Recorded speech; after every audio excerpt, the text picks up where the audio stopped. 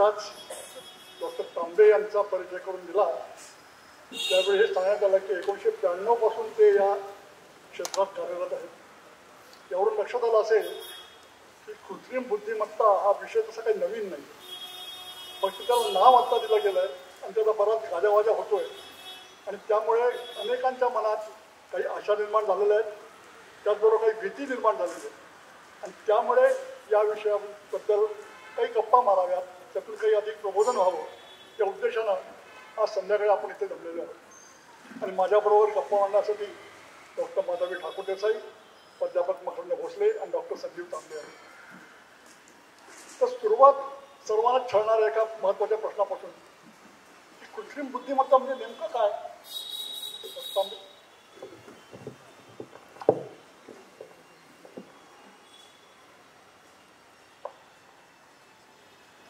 जे कार्य करण्याकरता मानवी बुद्धीची आवश्यकता असते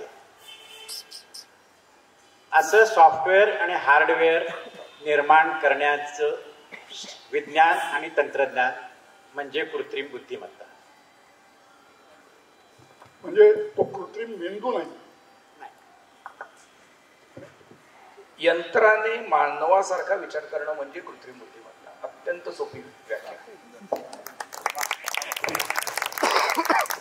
आपल्याला वाटतं आपण खूप शहाणे आहोत. ज्यावेळेला संगणक आला त्यावेळेला आपण असं म्हणायचो की तो कितीही शहाणा असला तरी त्याला सगळं सांगावं लागतं आणि ती गोष्ट खरी होती. तो अत्यंत आदर्श सांगकाम्या होता. तुम्ही चुकीचं सांगितलं तर ते चुकीची गोष्ट तो परफेक्ट करायचा, कारण त्याला याची अक्कल नव्हती की आपण हे कशासाठी करतोय. म्हणजे अगदी सोपं उदाहरण द्यायचं असेल तर जी गोष्ट आपण गृहीत धरतो, रस्ता क्रॉस करायचा आहे, लहान मुलाला 5वीच्या सांगतो उजवीकडे बघ डावीकडे बघ आणि जा, असं जर एखाद्या संगणकाला सांगितलं तो आयुष्यात सेफली रस्ता क्रॉस करू शकत नाही, कारण डावीकडे कशासाठी बघायचं हे त्याला माहित नसतं. तो डावीकडे बघणार, उजवीकडे बघणार, जाणार आणि मरणार. असं व्हायला नको असेल तर सांगावं लागेल की डावीकडे बघायचं तर काय बघायचं. समजा सांगितलं गाडी बघायची तर आपण हे पण सांगायला पाहिजे की हलणारी गाडी बघायची, नाही तो उभी गाडी असेल तरी थांबणार, हलणारी असेल तर दुसरीकडे जाणारी पण थांबणार. म्हणजे किती नीट सांगावं लागतं की ती गाडी तुझ्या दिशेने येणारी पाहिजे. बरं ती 5 मैलावर असेल तर नाही ना, तर त्याचं अंतर किती असायला पाहिजे, त्याचा वेग किती असायला पाहिजे, हे सगळं समजावलं की मग म्हणायचं हे बघ, हे जर एखादी गाडी 10 फुटाच्या अंतरामध्ये तुझ्या दिशेने येताना दिसली तर जाऊ नकोस, थांब, नाही तर उजव्या बाजूला बघ दुसरी गाडी येते का. असं जर मुलाला सांगितलं तर मूल चिडून निघून जाईल, त्या मला बावळट समजतोच काय म्हणून. पण हे नाही सांगितलं तर कुठल्याही संगणकाला क्रॉस करता येणार नाही. आणि सर्वात महत्वाचं म्हणजे हे जजमेंट समजा मला द्यायचे, मी त्याचा प्रोग्रॅमर आहे, तर मी माझ्या जजमेंट प्रमाणे सांगणार की ते 10 फुटात पाहिजे का 15 फुटात पाहिजे का 20 फुटात पाहिजे. आणि माझं जजमेंट चुकलं तर माझा अपघात होतो तसा त्याचा पण होणार. आणि त्याच प्रोग्रामने त्याला रिपेअर करून परत उभं केलं तर जो फरक माझा अपघात झालाय आणि त्याचा अपघात झालाय आहे ना, तो कृत्रिम बुद्धिमत्ते आणि मानवी बुद्धिमत्तेमध्ये. पुढच्या वेळेला मी उभा राहीन आणि मला ट्रक दिसली तर 50 फूट लांब असेल तरी मी जाणार नाही घाबरून, त्याला फरक नाही पडत. तो त्याच्या इन्स्ट्रक्शन प्रमाणे काम करणार, परत ती चूक करणार. ही चूक अवॉइड होऊ नये म्हणून जे लागतं, जो स्वतः शिकतो असा संगणक बनवणं म्हणजे कृत्रिम बुद्धिमत्ता असलेला संगणक बनवणं. मला वाटतं हे सांगता कृत्रिम बुद्धिमत्तेच्या एका महत्त्वाच्या गरजेविषयी सांगून टाकलेलं आहे. कृत्रिम बुद्धिमत्ता निर्माण करायची तर त्या संगणकाला प्रचंड प्रमाणात डेटा पुरवावा लागतो, प्रचंड प्रमाणात माहिती पुरवावी लागते. तसं त्यांनी सांगितलं साधी गोष्ट, रस्ता क्रॉस करायचा आहे, किती व्यवधानं सांभाळावी लागतात. आपण ती व्यवधानं व्यवस्थित सांभाळतो, मनुष्य सांभाळतो, पण संगणकाला सांगायचं ते तर बारीक गोष्टी त्यात वजा करून चालत नाही. प्रचंड प्रमाणात त्याला विजा किंवा डेटा द्यावा लागतो, त्यालाच लार्ज लँग्वेज मॉड्यूल म्हणतात. मी ॲक्च्युली एक हे बोलत असताना थोडं मध्ये बोलणार होते, पण नाही ती तर अडचण होती पण ती त्यांनी सोडवली. म्हणजे जेव्हा हे सर म्हणाले की 92-93 सालापासून हा विषय आहे, तर खरं सांगायचं तर 1945 साली ज्या वेळेला दुसरं महायुद्ध संपत होतं त्यावेळेला ॲलन ट्युरिंग असे फार मोठे गणितज्ञ होऊन गेले, त्यांच्यावरती पिक्चरही आला आहे. त्यांनी पहिल्यांदा हा प्रश्न विचारला की कॅन मशीन थिंक, यंत्रांना माणसांसारखा विचार करता येईल का. आणि ती सुरुवात होती असं मला वाटतंय की आजही म्हणजे आता थोडंसं सायंटिफिक भाषेत म्हणजे जे अल्गोरिदम हा शब्द सगळ्यांना माहिती असतो, त्यांना चर्च ट्युरिंग टेस्ट पास करावी लागते. तर असं आज वाटतं. आणि 92-93 सालात 90च्या दशकातच प्रसिद्ध लेखक जे आहेत डॉक्टर राजर पेंद्रोज, लेखक म्हणण्यापेक्षा मॅथमॅटिशियन आहे, त्यांना नोबेल प्राइज पण मिळाले. त्यांनी एक फारच चांगलं पुस्तक लिहिलं होतं, एम्परर्स न्यू माइंड. आणि तेव्हापासून हा विषय खरा म्हणजे चर्चेला आला की यंत्रांमध्ये आपण जी आज सगळी भीती व्यक्त करतोय की ही कृत्रिम बुद्धिमत्ता आणता येईल का, तर हे सगळं तेव्हापासून सुरू झालं. आज त्याची नक्कीच चर्चा खूप जास्त मोठ्या प्रमाणावर होतीये. आणि आपण आता जशा गप्पा मारतोय तसे तसे या सगळ्या विषयाचे वेगवेगळे पैलू आपल्याला बघायला मिळतील आणि ऐकायलाही मिळतील. बघायला मिळतील हा शब्द चुकला, ऐकायला मिळतील. सांगता येत नाही, उद्या कदाचित कृत्रिम बुद्धिमत्तेमध्ये बघायला मिळेल. हो, सरांचाच एक लेख आहे, फुंडके सरांचा मोजेच्या ह्याच्यात आलाय की कसं शशी थरूर यांना फसवलं गेलं, किंवा अलीकडे फेसबुकवरती किंवा सोशल मीडियावरती नारायण मूर्ती किंवा अशा लोकांनीच दिलेत की क्वांटम AI की त्याच्यात पैसे इन्व्हेस्ट करा, इन्फोसिसने केले, असे डीप फीक वापरून जे व्हिडिओज बनतात. तर तसं ते बघायलाही मिळेल, कारण सगळ्याच प्रकारची तंत्रज्ञानं वाढतायत. जसं होलोग्राफी आहे, एखादा माणूस इथे येऊन आपलं सगळ्यांचं म्हणणं कसं चुकीचं आहे हेही सप्रमाण सिद्ध करू शकेल असं मला वाटतंय. शक्य आहे. प्रश्न असा की याच्यातून एक प्रश्न असा उद्भवतो की हे सगळं ठीक आहे, तांत्रिक बाबी सांभाळू आपण किंवा दुसरे कोणतरी सांभाळतील, त्याचे निश्चित तुमच्या आमच्यासाठी फायदे किंवा तोटे काय आहेत? फायदे खरं म्हणजे खूप जास्त आहेत. म्हणजे एक शिक्षक म्हणून मी सुरुवात करून देते, मग मकरंद सर आणि तांबे सर त्यांच्या विषयातलं बोलतील. शिक्षक म्हणून मला याचे खूप म्हणजे कुठच्याही लेवलला, अगदी बालवाडीपासून ते कुठच्याही लेवलच्या शिक्षकाला याचे खूप असंख्य फायदे आहेत. आत्ता साधारणतः जर एखाद्या वर्गात मी शिकवत असेल तर 60 मुलं समोर असतात, प्रत्येकाची बुद्धिमत्ता वेगवेगळी असते. तर कृत्रिम बुद्धिमत्ता वापरून आपण प्रत्येकाच्या बुद्धिमत्तेचं सुद्धा अतिशय सखोल असं विश्लेषण करू शकू आणि एका बुद्धिमत्तेच्या लोकांना वेगळं करून त्यांच्यासाठी मॉड्यूल बनवू शकू. आणि ह्याच्याहून मला महत्त्वाचं वाटतं म्हणजे की बऱ्याचशा मुलांना लँग्वेज बॅरियर असतं, म्हणजे बऱ्याच मुलांना इंग्लिश कळत नाही किंवा हिंदी भाषिक मुलं असतील तर मराठी कळत नाही. आणि भारतासारख्या जो एवढा प्रचंड डायव्हर्स देश आहे याच्यामध्ये तर कृत्रिम बुद्धिमत्तेचा आमच्या शिक्षकांना फायदा होणार आहे की ज्या मुलाला ज्या भाषेत कळतं त्या भाषेत त्याचं मॉड्यूल निर्माण करून ट्रान्सलेटर्स चांगल्या प्रतीचे आता हळूहळू येत आहेत. तर आपण ज्या त्या भाषेत अगदी म्हणजे भोजपुरी असेल किंवा मालवणी असेल अशा कुठच्याही भाषेत ते AI ट्रेनिंग करून आपण त्या मुलांना शिकवू शकतो. शिक्षक म्हणून मला हा एक मोठा भारतासारख्या देशासाठी हा भविष्यात दिसणारा हा एक मोठा फायदा दिसतो. जसे जसं आपली गप्पा रंगतील तसे तसे अनेक फायद्यांवरती आपण नक्कीच बोलू. सरांनी मगाशी डेटाबद्दल विचारलं, त्याचा आणि या फायदा तोट्याचा दोघांचाही एकत्र उत्तर देतो. आपण ज्या वेळेला कृत्रिम बुद्धिमत्ता म्हणतो त्याच्यामध्ये सर्वात जास्त महत्त्व कशाला असेल तर मगाशी जे सर म्हणाले त्याला मराठीमध्ये विदा म्हणतात आणि इंग्लिशमध्ये डेटा म्हणतात. म्हणजे माहिती, खूप माहिती दिली की तो हुशार होतो. हे माणसासारखंच आहे, म्हणूनच माणसासारखंही बुद्धिमत्ता मिळते. ज्या पद्धतीने माणसासारखी बुद्धिमत्ता डेव्हलप होते त्याला कृत्रिम बुद्धिमत्ता म्हणतो. म्हणजे काय, आपण माणसाला कधीतरी भेटलो. आता इथे माझा एक मित्र बसलाय त्याला मी 20 वर्षांनी भेटणार आहे, पण मी ओळखेल का त्याला? 100% ओळखेल. तो तसाच दिसणार आहे का? अजिबात दिसणार नाहीये. 20 वर्षांनी माणूस सारखा कसा दिसेल? तेव्हा दाढी नव्हती, आता दाढी आहे असं मी ऐकून आहे. तर मी क्षणार्धात ओळखेन, कारण माझा मेंदू ते प्रोसेस करेल. माझ्याकडे जुना डेटा आहे, तो डेटा नाहीये पण तो मॅच होणार. ही जी ताकद आहे ही ज्या वेळेला आपण संगणकाला देऊ तेव्हा तो कृत्रिम बुद्धिमत्तेने विचार करतो असं आपण म्हणतो, कारण तोच फोटो मॅच करायचा नसतो. त्यामुळे जेवढा तुम्ही डेटा जास्त द्याल तेवढा तो बुद्धिमान होतो. हा पहिला मुद्दा. म्हणजे काय, आता मॅडमनी सांगितलं की शिक्षक, मॅडमला माहिती आहे मॅडमचा जो काय अनुभव आहे फिजिक्सच्या क्षेत्रामधला, असा जर हजारो शिक्षकांचा अनुभव एकत्र झाला तर तो शिक्षक किती ताकदवान होईल. हा कन्सेप्ट आहे. कृत्रिम बुद्धिमत्तेच्या संगणकाला तुम्ही जेवढा डेटा द्याल, मॅडमच्या डोक्यामध्ये त्यांनी जे काय गेली 30 वर्ष शिकवलं तेवढा डेटा आहे. असा जर हजारो शिक्षकांचा डेटा असेल तर किती तासाचा डेटा त्या शिक्षकाकडे झाला, म्हणजे तो शिक्षक सुपरलेटिव्ह असणार, अत्यंत असामान्य शिक्षक असणार.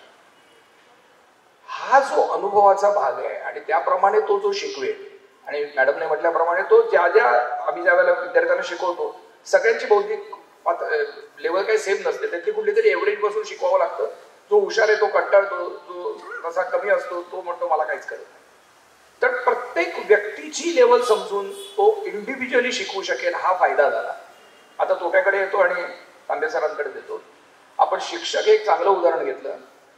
ही जर अतिरेक्यांना लागणारा डेटा एकत्र दिला तर तो जो अतिरेकी होईल तो पण सुपरलेटिव्ह होईल ना, अद्वितीय अतिरेकी होईल आणि त्याला पकडणं अजून अवघड होऊन जाईल कारण तो चुका नाही करणार. आतापर्यंत झालेल्या सगळ्या चुकांचा विचार करून त्या सगळ्या चुका टाळेल. त्यामुळे आपण जे बनवतोय तो कोणतरी माणसाच्या पलीकडची अद्वितीय बुद्धिमत्ता बनवतोय. चांगल्या कामाला वापरली गेली तर फायदा आहे, वाईट वापरला वापरली गेली तर तोटा आहे. याच्यात एक सुदैव असं आहे की अतिरेकी मुळात संगणक सध्या वापरतच नाहीये, हॅक होतील म्हणून. ही जमेची बाजू आहे. सॉरी तांबे सर. आता आपण डेटा आणि कृत्रिम बुद्धिमत्तेचा संबंध बघितला तर डेटा आणि कृत्रिम बुद्धिमत्तेचा संबंध जर का बघितला तर तो साधारणपणे 80 सालानंतर आला. हा डेटा का महत्वाचा आहे आणि कृत्रिम बुद्धिमत्ता ही जी याच्यामधली जी या पद्धती आहेत त्याला का महत्व मिळालं हे आता आपण थोडंसं जरा बघूया की कृत्रिम बुद्धिमत्ते डेटावरून प्रारूप बनवणं, त्या सिस्टीमचं प्रारूप बनवणं किंवा मॉडेल बनवणं हा एक भाग झाला. पण त्याच्यापूर्वी सुद्धा कृत्रिम बुद्धिमत्तेमध्ये अनेक विविध प्रकारच्या पद्धती आहेत. त्याच्यामधल्या फक्त 2 पद्धतीविषयी मी सांगणार आहे आणि नंतर आपण डेटा बेस मॉडेलिंग म्हणजे डेटा आधारित प्रारूपीकरण हा प्रकार काय आहे, त्याचं महत्व काय आहे हे आपण बघूया. आता मॅडमने सांगितलं की 1943 पासून कृत्रिम बुद्धिमत्तेमध्ये सुरुवात झाली आणि ॲलन ट्युरिंग हे त्याचे जनक होते. त्याच्यानंतर असं झालं की डेटावरून काही प्रारूप बनवता येईल आणि त्याच्यामधून कृत्रिम बुद्धिमत्ता अस्तित्वात येऊ शकते असं एक 1958 सालामध्ये वाटायला लागलं. आणि त्यामध्ये एका ब्रिटिश संशोधकांनी एक परसेप्ट्रॉन नावाचं एक मशीन तयार केलं. पण त्याचं काय झालं की त्याच्यामध्ये खूप त्रुटी होत्या आणि गंमत बघा की त्याच्यामधल्या त्रुटी होत्या. त्याच्यावर एका कृत्रिम बुद्धिमत्ता संशोधकानेच एक मोठं पुस्तक 69 साली लिहिलं आणि त्याच्यानंतर तो इतका फरक पडला त्याच्यामध्ये कृत्रिम बुद्धिमत्ता संशोधनामध्ये की ते जवळपास लुप्त झाल्यासारखं झालं. आणि त्या परसेप्ट्रॉनमध्ये ज्या त्रुटी होत्या त्या दुरुस्त केव्हा केल्या गेल्या तर 1986 साली म्हणजे जवळपास 15 वर्षानंतर. या 15 वर्षामध्ये कृत्रिम बुद्धिमत्ता हा विषय मृतप्राय झालेला होता. 1986 साली जॉफ्री हिंटन या ब्रिटिश कॅनेडियन संशोधकांनी एक अल्गोरिदम प्रसिद्ध केला. तो अल्गोरिदमचं नाव होतं एरर बॅक प्रोपगेशन आणि हा जो अल्गोरिदम प्रसिद्ध केला त्याच्यामुळे कृत्रिम बुद्धिमत्ता क्षेत्रामध्ये लिटरली क्रांती झाली. आणि हा जो अल्गोरिदम आता आणखीन एक गोष्ट महत्वाची म्हणजे ह्याच जॉफ्री हिंटन यांना हे जे महत्वाचं संशोधन केलं त्यांनी आणखीनही खूप गोष्टी केल्या. त्याच्याबद्दल त्यांना यंदा नोबेल पारितोषिक मिळालेलं आहे. इतकं त्यांचं काम महत्वाचं होतं. म्हणजे ज्या शोधामुळे आणि तुम्ही जर का बघितलं तो जो अल्गोरिदम आहे, मी आताच माझ्या एका मित्राबरोबर बोलत होतो, त्याचं गणिताची जे चांगलं आहे की ती जे सोल्युशन त्यांनी जे दिलं ते अक्षरशः अंडर ग्रॅज्युएट लेवलच्या कॅल्क्युलस ज्याला समजतं तो मनुष्य ती व्यक्ती त्यांनी जे सोल्युशन दिलं ते समजू शकेल इतकं ते सोपं होतं. पण त्याला 15 वर्ष लागली. बरं, आता या व्यतिरिक्त 1986 सालाच्या अगोदर एक जेनेटिक कृत्रिम बुद्धिमत्तेमध्ये अनेक पद्धती निर्माण केल्या गेल्या आणि त्याच्याकरता निसर्गामधून सुद्धा प्रेरणा घेतली गेली. आता एक जी पद्धत किंवा एक जे सायन्स मधलं तत्व आहे की डार्विनचं जे उत्क्रांतीवादाचं जे तत्व आहे की सर्व्हायव्हल ऑफ द फिटेस्ट. म्हणजे काय की कोणत्याही पिढीमध्ये जे सजीव आपल्या वातावरणाला समर्थपणे तोंड देऊ शकतात, ते पुढे जातात, ते टिकतात आणि ते प्रजनन करतात. बरोबर आहे. तुम्ही जर का बघितलं तर हे जे तत्व आहे ते निसर्ग माणसांच्या बाबतीमध्ये सुद्धा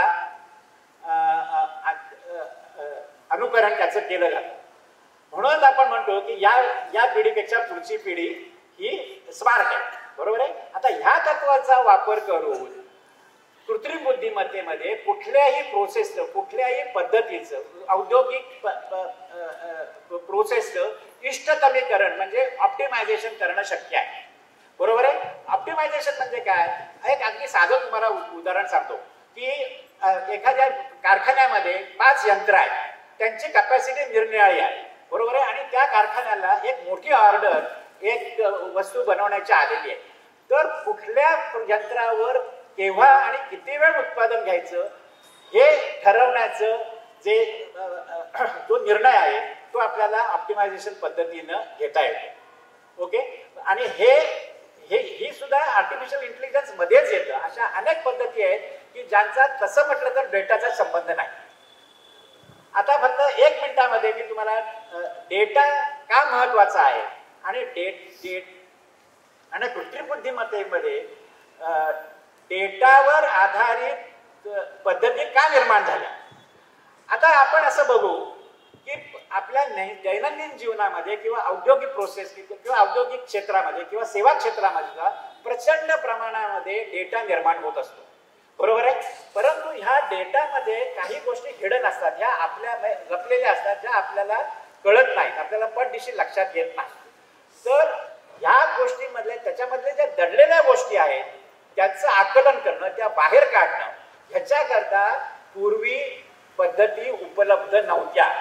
बरोबर आहे. पूर्वी म्हणण्यापेक्षा मी असं म्हणेन 80 सालाच्या पूर्वी किंवा ज्या पद्धती उपलब्ध होत्या त्याच्यामध्ये खूप त्रुटी होत्या. की म्हणजे समजा जर का आपण अगदी साधं उदाहरण घेऊ की एखादी व्यक्ती ज्या वेळेला कॉम्प्युटरवर काम करते आणि ती काहीतरी सर्च करते. बरोबर आहे. तर तो जो डेटा आहे तो डेटा समजा जर का एखाद्या व्यक्तीने किंवा कंपनीनं गोळा केला की ही व्यक्ती कुठल्या गोष्टी ऑर्डर करते तर ह्या डेटाचा तसा पूर्वी काही अनालिसिस केलं जात नसे. परंतु आता कोणती ही व्यक्ती कुठल्या साइट्स व्हिजिट करते, कोणत्या गोष्टी मागवते, हा सगळ्या डेटावरून त्या व्यक्तीविषयी डेटा महत्वाचा आहे नाही बोलात. आणि मग की भरपूर प्रमाणात डेटा किंवा भरपूर प्रमाणात आपल्याला माहिती आपल्याला संगणकाला पुरवायला हवी. हे केल्यानं संगणक भारवेत्ता होईल, तो सारवेत्ता होईल का हा महत्वाचा प्रश्न आहे. त्या माहितीमधनं नेमकं मर्म कोणतं हे शोधून काढणं त्याला शक्य होईल का. त्याचं एक उदाहरण म्हणजे आपण डॉक्टरकडे जातो, तो आपल्याला अनेक टेस्ट करायला सांगतो. ECG काढा, ब्लड टेस्ट करा, कोलेस्ट्रॉल बघा, शुगर बघा, HbA1C बघा, आणि ते सर्व बघून त्यातून तो रोग निदान करतो की नेमकं काय झालंय त्याला. हे निदान करण्यासाठी तेव्हा तो डेटा महत्वाचा असतो, परंतु त्याचं व्यवस्थित विश्लेषण करून नेमक्या त्या निदानाकडे पोचणं हे त्याचं कौशल्य असतं. त्यासाठी ते अधिक अचूक करण्यासाठी कृत्रिम प्रज्ञा वापरता येईल का प्रश्न हा महत्वाचा आहे. एका अर्थी म्हणाल तर येईल, कारण प्रचंड प्रमाणातल्या डेटाचा अनालिसिस करणं त्याला सहज शक्य आहे. पण डॉक्टर जेव्हा निदान करतो त्यावेळेला तो त्या व्यक्तीप्रमाणे निदान करतो. त्या व्यक्तीची संपूर्ण माहिती त्याला असते, त्याची हिस्ट्री त्याला माहिती असते. एका व्यक्तीबाबत केलं निदान दुसऱ्या व्यक्तीला लागू होईलच असं नसतं. हे जे तारतम्य आहे हे कृत्रिम प्रज्ञा संबंध शिकेल का. परत आता तांबे सर मध्ये म्हणाले त्याचा पण थोडासा आधार घेतो आणि फोनके सर बोलले त्या प्रश्नाचं उत्तर देतो. मगाशी मी उदाहरण देताना म्हटलं की मॅडमचा जो का अनुभव आहे तो सगळ्यांचा एकत्र केला तर खूप होईल. तसंच डॉक्टरचं उदाहरण घेऊ. एक सिस्टीम अशी होती पूर्वी, त्याला एक्सपर्ट सिस्टीम्स म्हणायची. हाही कृत्रिम बुद्धिमत्तेचा भाग आहे, पण आज आपण ज्याला म्हणतो की याच्या खूप पुढे गेली. या दोघांमधला एक फरक सांगतो जो अतिशय महत्वाचा कळीचा मुद्दा आहे. एक्सपर्ट सिस्टीम मध्ये अनेक डॉक्टरांना भेटून असं विचारलं जायचं की तुमच्याकडे पेशंट आला की तुम्ही काय करता. बऱ्याच गोष्टी डॉक्टर अभावितपणे करतच असतात, त्यांच्या लक्षात पण येत नाही. अरे तो आल्याबरोबर मला कळलं त्याला कावीळ झाली. का कळलं? त्याचे डोळे पिवळे झालेले. डोळे पिवळे असले की कावीळच असते का? नाही, हे पण असू शकतं. मग ते का नाही? कारण त्याचं हे असं झालं नव्हतं. हा जो काही फ्लोचार्ट आहे त्याच्या विचारांचा, तो बनवून प्रोग्राम बनवला जायचा आणि असा हजारो डॉक्टरांचा प्रोग्राम बनवला की ती एक्सपर्ट सिस्टीम व्हायची. आजच्या क्षणाला यातलं काहीही केलं जात नाही. ज्यावेळेला आपण कृत्रिम बुद्धिमत्ता म्हणतो, आजच्या क्षणाला फक्त फक्त आणि फक्त प्रचंड रुग्णांचा डेटा कम्प्युटरला दिला जातो. म्हणजे 25व्या वर्षी काढलेला एक्सरे, 26व्या वर्षी काढलेला एक्सरे असा जर काय असेल, 50व्या वर्षी काढलेला MRI, हा सगळं करून त्याला शेवटी काय झालं हे सगळं दिलं जातं. असा ज्या वेळेला लाखो आणि कोटी लोकांचा डेटा दिला जातो, ही कृत्रिम बुद्धिमत्ता, ज्याला आपण आज कृत्रिम बुद्धिमत्ता म्हणतो, हा याच्यातला पॅटर्न शोधून काढते जे डॉक्टरांच्या डोक्याच्या पलीकडचं आहे. म्हणजे काय, माझ्याकडे आलेला 25व्या वर्षी आलेला माणूस काय आहे याचा मला ब्लड रिपोर्ट मिळतो आणि मी त्याच्यावरनं त्याचं निदान करतो जर मी डॉक्टर असेल तर. पण त्याला 15व्या वर्षी काय झालं हे मला माहित नसतं, पण तो रेकॉर्डवर कुठेतरी पडलेलं असतं आणि त्याचा कुठेतरी काहीतरी फरक पडतो. म्हणजे एक अगदी फालतू चुकीचं उदाहरण घेतो की समजा मला एखादा दुर्धर रोग व्हायच्या आधी 25 दिवस एखादी वॉर्निंग येत असेल, पोटात दुखतं डावीकडे, हे मी कधी कधी डॉक्टरला जाऊन सांगत पण नाही किंवा सांगतोय डॉक्टर त्याच्याकडे लक्ष पण देत नाही. पण समजा लाखो लोकांना असं होत असेल तर तो पॅटर्न ही कृत्रिम बुद्धिमत्ता पिकअप करते आणि म्हणते डावीकडे दुखतंय, काय शक्यता आहे असं व्हायचं, कारण आतापर्यंत लाखो लोकांना झालंय. हा जो काय पॅटर्न सर्चिंगचा भाग आहे मागे कधीतरी झालेल्याचा, हा कधीही आतापर्यंत अवेलेबल नव्हता. त्यामुळे प्रचंड डॉक्टरांच्या अनुभवावरनं आतापर्यंत एक्सपर्ट सिस्टीम बनत होती, पण प्रचंड रुग्णांच्या अनुभवावरनं आजची कृत्रिम बुद्धिमत्ता ठरवते की हा रुग्णाचा पुढचा प्रवास कसा होईल. हे रोग निदानासाठी झालं. रोगनिदान ह्याच्यामध्ये सर एक मिनिट हे करते. ह्याच्यामध्ये मी एक ही सगळी जी सिस्टीम आत्ता बोललात की फार मोठा डेटा, आणि तर कोणताही डॉक्टर किंवा कोणताही म्हणजे कोणत्याही ह्याच्यातला एक आपल्याला देणगी असते इंट्युशनची, की जी कुठच्याही डेटावरती अवलंबलेली नसते. म्हणजे आईन्स्टाईनला कुठच्या एका क्षणी असं वाटलं की ही सगळी स्पेस टाईम कर्वेचर आहे, त्याच्याकडे कुठलाच डेटा नव्हता. तर हा जो काय एक आपण म्हणतो की क्षण असतो की ज्या वेळेला तुमचं सबकॉन्शियस माइंड आहे ते इतका प्रचंड अनेक विविध गोष्टींचा ॲब्झॉर्ब करत असतं. तर आज तरी हा जो काय डेटाबेस सगळी चर्चा चालते कृत्रिम बुद्धिमत्तेमध्ये, त्यामुळे डेटा द्या डेटा द्या डेटा द्या. तर आपण जर माणसांची बुद्धिमत्ता सिम्युलेट करतो तर आपण इतक्या डेटावरती चालत नाही. ही कृत्रिम बुद्धिमत्तेची सगळ्यात मोठी मी म्हणेन लिमिटेशन आहे. म्हणजे जर आपण ह्युमन लाईक करणार असू अजून तरी, म्हणून मला नेहमी असं वाटतं की ही जी एक हाईप चालली आहे की कृत्रिम बुद्धिमत्ता असं होईल तसं होईल, it is a good tool to support us. पण ती आपण ज्या पद्धतीने, जोपर्यंत विज्ञानाला हे कळत नाही आहे की हे इंट्युशन काय आहे, की एखादा निर्णय आपण घेतो म्हणजे नक्की काय करतो, हे जे आपल्या विचारांचे लेयर्स आहेत, कॉग्निटिव्ह लेयर्स आहेत, हे जोपर्यंत कळत नाहीत, कारण कोणता डॉक्टर एवढा डेटावरती बेस करतच नाही, पण तरीसुद्धा डॉक्टर आपलं निदान बहुतांश बरोबर करतात जे अनुभव असतात. किंवा एखादा मुलगा प्रॅक्टिकल एक्झामला आला तर त्याच्याकडे बघून मला कळतं की ह्याने प्रॅक्टिकल्स केली आहेत की नाही केली, किंवा तसा सगळ्यांचा अनुभव आपापल्या फील्डमध्ये असतो. तर we don't work on data. आपला मेंदूच मुळात नॉन अल्गोरिथमिक आहे. तर ह्याच्यावरती मग डेटाची एवढी गरज जी आज पडती आहे आणि ज्या पद्धतीने हे सगळं संशोधन चाललंय ते खरोखरच मग आपल्यासारखा माणूस असणं, आपली बुद्धिमत्ता जशी आहे तसं करणारा असेल का, हा प्रश्न मला एक या क्षेत्रातली अभ्यासक म्हणून नक्कीच वाटतो.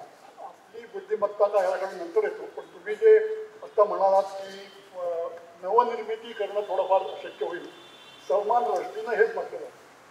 सलमान रश्दी म्हणाला की कोणती सर्जनशील अभिव्यक्ती करायची असेल, काही क्रिएटिव्ह निर्मिती करायची असेल तर ती कृत्रिम बुद्धिमत्तेला शक्य होणार नाही. याचं एक उदाहरण देतो मी.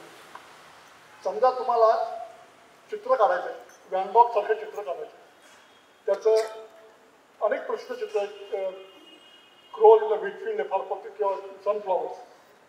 तर कृत्रिम बुद्धिमत्तेच्या त्या संगणकाला तुम्ही जर व्हॅन गॉगनी कोणती कोणती चित्र काढली होती, कशा प्रकारची काढली होती, त्याची शैली काय होती, कोणकोणते विषय त्यांनी हाताळले होते, ही सगळी माहिती पुरवली तर तो त्याप्रमाणे चित्र काढेल. पण व्हॅन गॉग स्वतंत्रपणे जेव्हा नवीन विचार करत होता, स्वतःचा कौशल्य वापरून, स्वतःचं सर्जनशील व्यक्तिमत्व वापरून करत होता, ते करणं नव्यानं संपूर्ण जर करायचं तर ते कृत्रिम बुद्धिमत्तेला शक्य होणार नाही. ही लिमिटेशन आहे.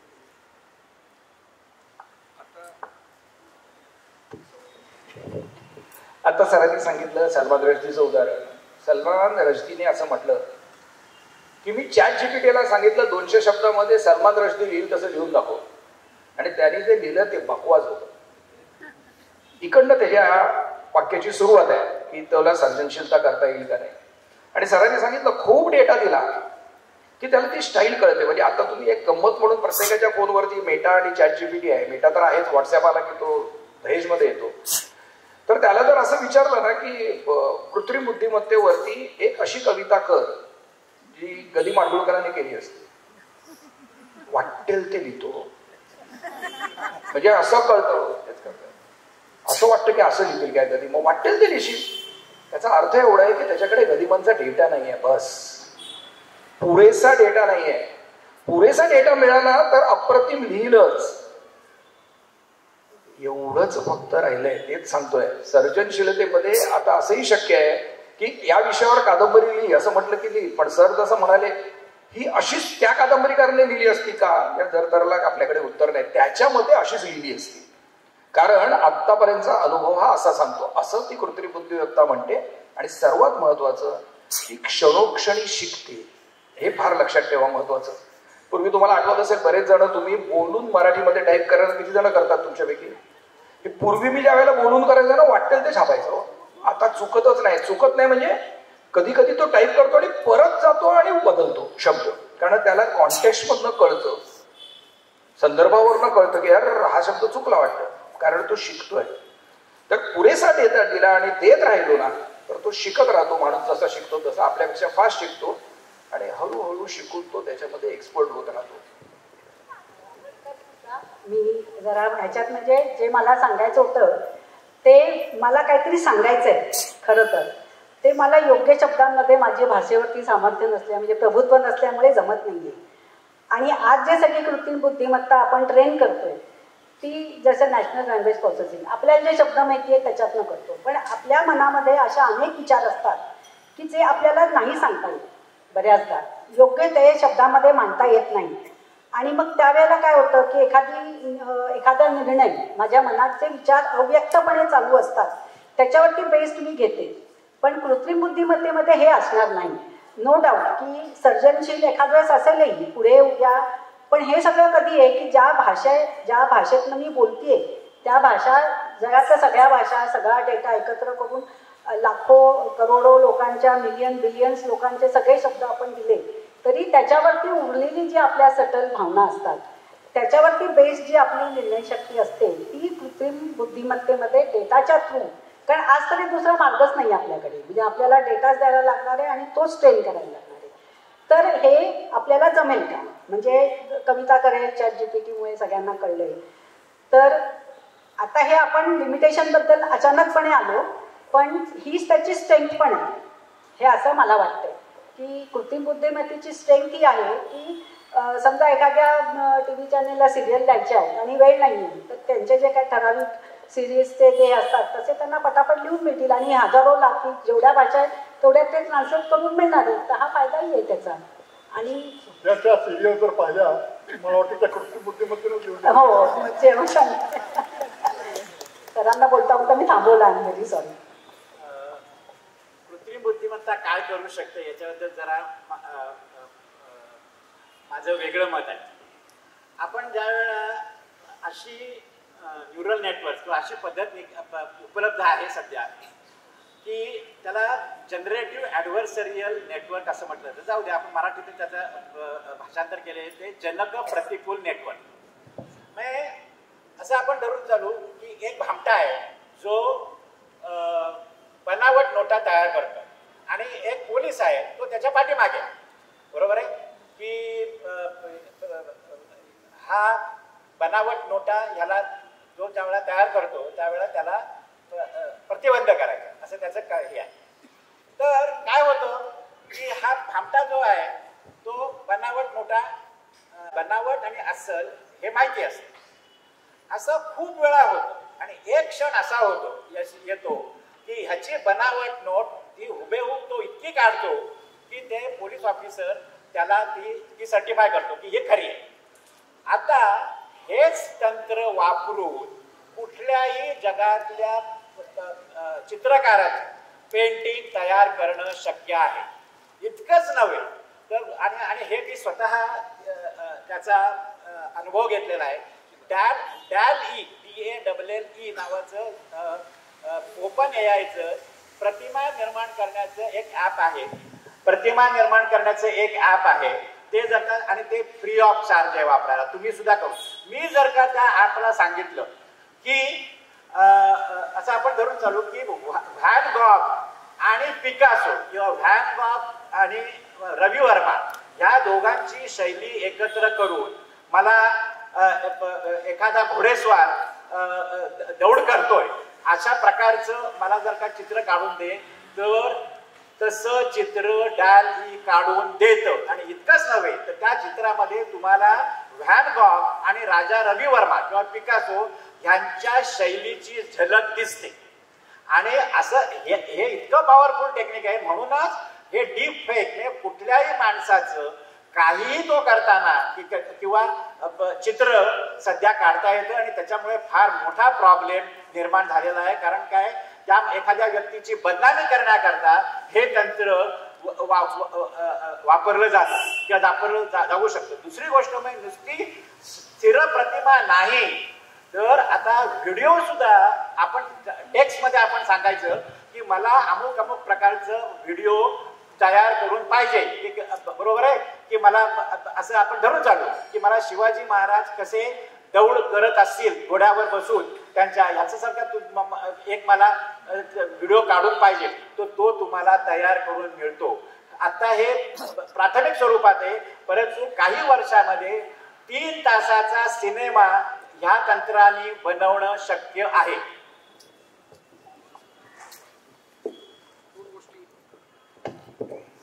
मॅडमला सवय आहे काम झालं की बंद करतात ते माहिती.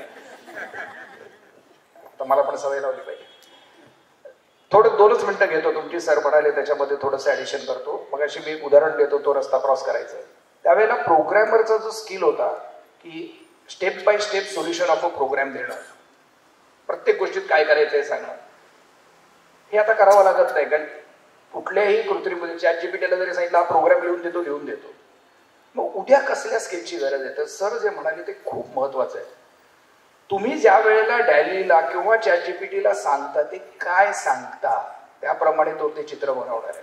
उदाहरण घेऊ. सरांनी शेवटचं दिलं उदाहरण, घोड्यावर बसून शिवाजी महाराज चालले. कुठला घोडा, रंग काय पाहिजे, बॅकग्राऊंडला काय पाहिजे, किती उंच पाहिजे, महाराजांनी कपडे काय घातले पाहिजे, जिरेटोप काय, सगळं सांगितल्याशिवाय नाही करत ना. ह्याला म्हणतात प्रॉम्प्ट इंजिनिअरिंग. उद्या गरज लागणार आहे ते या प्रॉम्प्ट इंजिनिअरशी खूप मोठ्या प्रमाणावर. आतापर्यंत यशस्वी माणूस तो होता जो माणसांकडनं काम करून घ्यायचा. याच्या पुढचा यशस्वी माणूस तो असणार आहे जो कृत्रिम बुद्धिमत्तेकडनं काम करून घेईल. हे जर करायचं तर याचा एक अर्थ असा होतो की जो ही आज्ञा देईल, जो ही माहिती पुरवेल त्याचे जे पूर्वज आहेत ते कृत्रिम बुद्धिमत्तेकडे येतील. एक मिनिट ह्याच्यात ऍड करते मी एक की माझा जो मुद्दा होता तो असा होता की आता जसं सर म्हणाले चित्र काढून द्यायचं आहे तर देईल, कविता करून द्यायची देईल. पण उद्या समजा मला एखादा ह्युमनाइड रोबो म्हणजे जो माणसांसारखा दिसतो असा एखाद्या रुग्णाच्या बरोबर त्याचा असिस्टंट म्हणून ठेवायचा किंवा अपंग माणसाला इकडनं तिकडे घेऊन जाताना मदत म्हणून करायचं आहे. तर ही जी एक मशीन ह्युमन इंटरॅक्शन आहे याच्यामध्ये माणसांचा बिहेवियर अनप्रेडिक्टेबल असतं की आत्ता मला याच क्षणी पाणी प्यायचंय का पुढच्या क्षणी पाणी प्यायचंय, की मी कुठच्या क्षणी उठून चालायला लागणार आहे, ह्याचं कुठलंही स्पष्टीकरण तो माणूस स्वतः देऊ शकत नाही आणि देऊही शकणार नाही आपण कितीही जरी डेटा देत राहिलो. तर हा माझा मुद्दा होता की अशा आता जे ह्याची AIची पुढची स्टेप आहे निश्चितपणे ही आहे की आपल्याला अनेक ठिकाणी लागणार आहेत पर्सनल असिस्टंट म्हणून लागणार आहे किंवा म्हणजे मेडिकल फील्डमध्ये तर आता सुद्धा थोड्या बहुत प्रमाणात आहे. तर ह्या सगळ्या ठिकाणी आता ह्याच्या पुढचे जे AI मधलं रिसर्च आहे ते आपण अजूनही डेटावरती बेस ठेवणार आहोत का आपण काही दुसरे मॉडेल्स त्याच्यामध्ये घेणार आहोत. How are we going to achieve that ही जी ह्युमनाइडसाठी लागणारी इंटरॅक्शन आहे आणि हा माझा एक असं म्हणू शकतो की अभ्यासाचा विषय आहे, कारण याच्यामध्ये खूप सगळ्या क्षेत्रांचा आपल्याला म्हणजे कॉग्नेटिव्ह सायकोलॉजीची गरज पडेल, किंवा how do we take a decision, की माणूस जेव्हा डिसिजन घेतो, आणि अगदी साध्या साध्या गोष्टीत आहेत की समजा मी ड्रायव्हरलेस कार घेतली, तर असा एक काही मग जे एथिकल फ्रेमवर्क असतात की मी रस्ता क्रॉस करते आणि समजा त्याच वेळेला काही असं क्रॉस करण्यामध्ये एक माणूस कोणतरी मध्ये आलाय माझ्या, आणि त्याच वेळेला मला ऍक्सिडेंट होण्याची काही शक्यता निर्माण झाली, तर मी त्या माणसाला वाचवीन का स्वतःला वाचवीन. अशा प्रकारचे जे सगळे हे आहे ह्या पुढच्या स्टेपमध्ये, म्हणजे आत्तापर्यंत AI आपल्याला खूपच मदत करते, अनेक क्षेत्रांमध्ये AIचा उपयोग होतोय, पण ह्याच्या पुढची जी स्टेप आहे इथे आपण कसं काय, how are we going to go about, हे मला जरा वाटतं की हा मुद्दा चर्चेला घेतला जावा. हॉवर्ड गार्डनरने माणसाच्या 7 प्रकारच्या बुद्धिमत्ता सांगितलेल्या आहेत. त्यातल्या 2च बुद्धिमत्तांचा आपण जास्तीत जास्त विचार करतो. इंटेलिजन्स कोशल म्हणजे बुद्ध्यांक यांची जी मोजणी करतात त्यासाठी मुख्यत्वे 2च, भाषाविषयक आणि गणिती, या 2च बुद्धिमत्तांचा विचार केला जातो. पण त्या पलीकडे सांगीतिक बुद्धिमत्ता आहे, फक्त 7 सूर, पण त्यांचे वेगवेगळे रचनाबंध करून आपण अनेक प्रकारचं संगीत निर्माण करतो आणि उत्तम गायक किंवा वादक हे करण्यात पाठबळ असतो. त्याला जी बुद्धिमत्ता लागते ती वेगळी आहे, ती सांगीतिक बुद्धिमत्ता. तशीच बुद्धिमत्ता खेळाडूलाही लागते. आपल्या अंगातल्या सर्व स्नायूंचा व्यवस्थित आणि काटेकोरपणे उपयोग करून आपल्याला हवं ते साध्य करून घेणं. रॉजर फेडरर असो की जसप्रीत बुमराह असो, तो जे कौशल्य दाखवतो त्यासाठी त्याला एका विशिष्ट, त्याला शरीरक्रियाविषयक बुद्धिमत्ता म्हणतात, त्याची गरज असते. तशीच बुद्धिमत्ता चित्रकाराला आवश्यक असते, ज्याला जे त्रिमिती पाहतात, त्रिमितीमध्ये विचार करतात. आपण सहसा फक्त 2च मितींमध्ये विचार करतो, लांबी किंवा रुंदी, पण ते खोलीचाही विचार करतात. संपूर्ण चित्र तुझ्या डोळ्यासमोर असतं.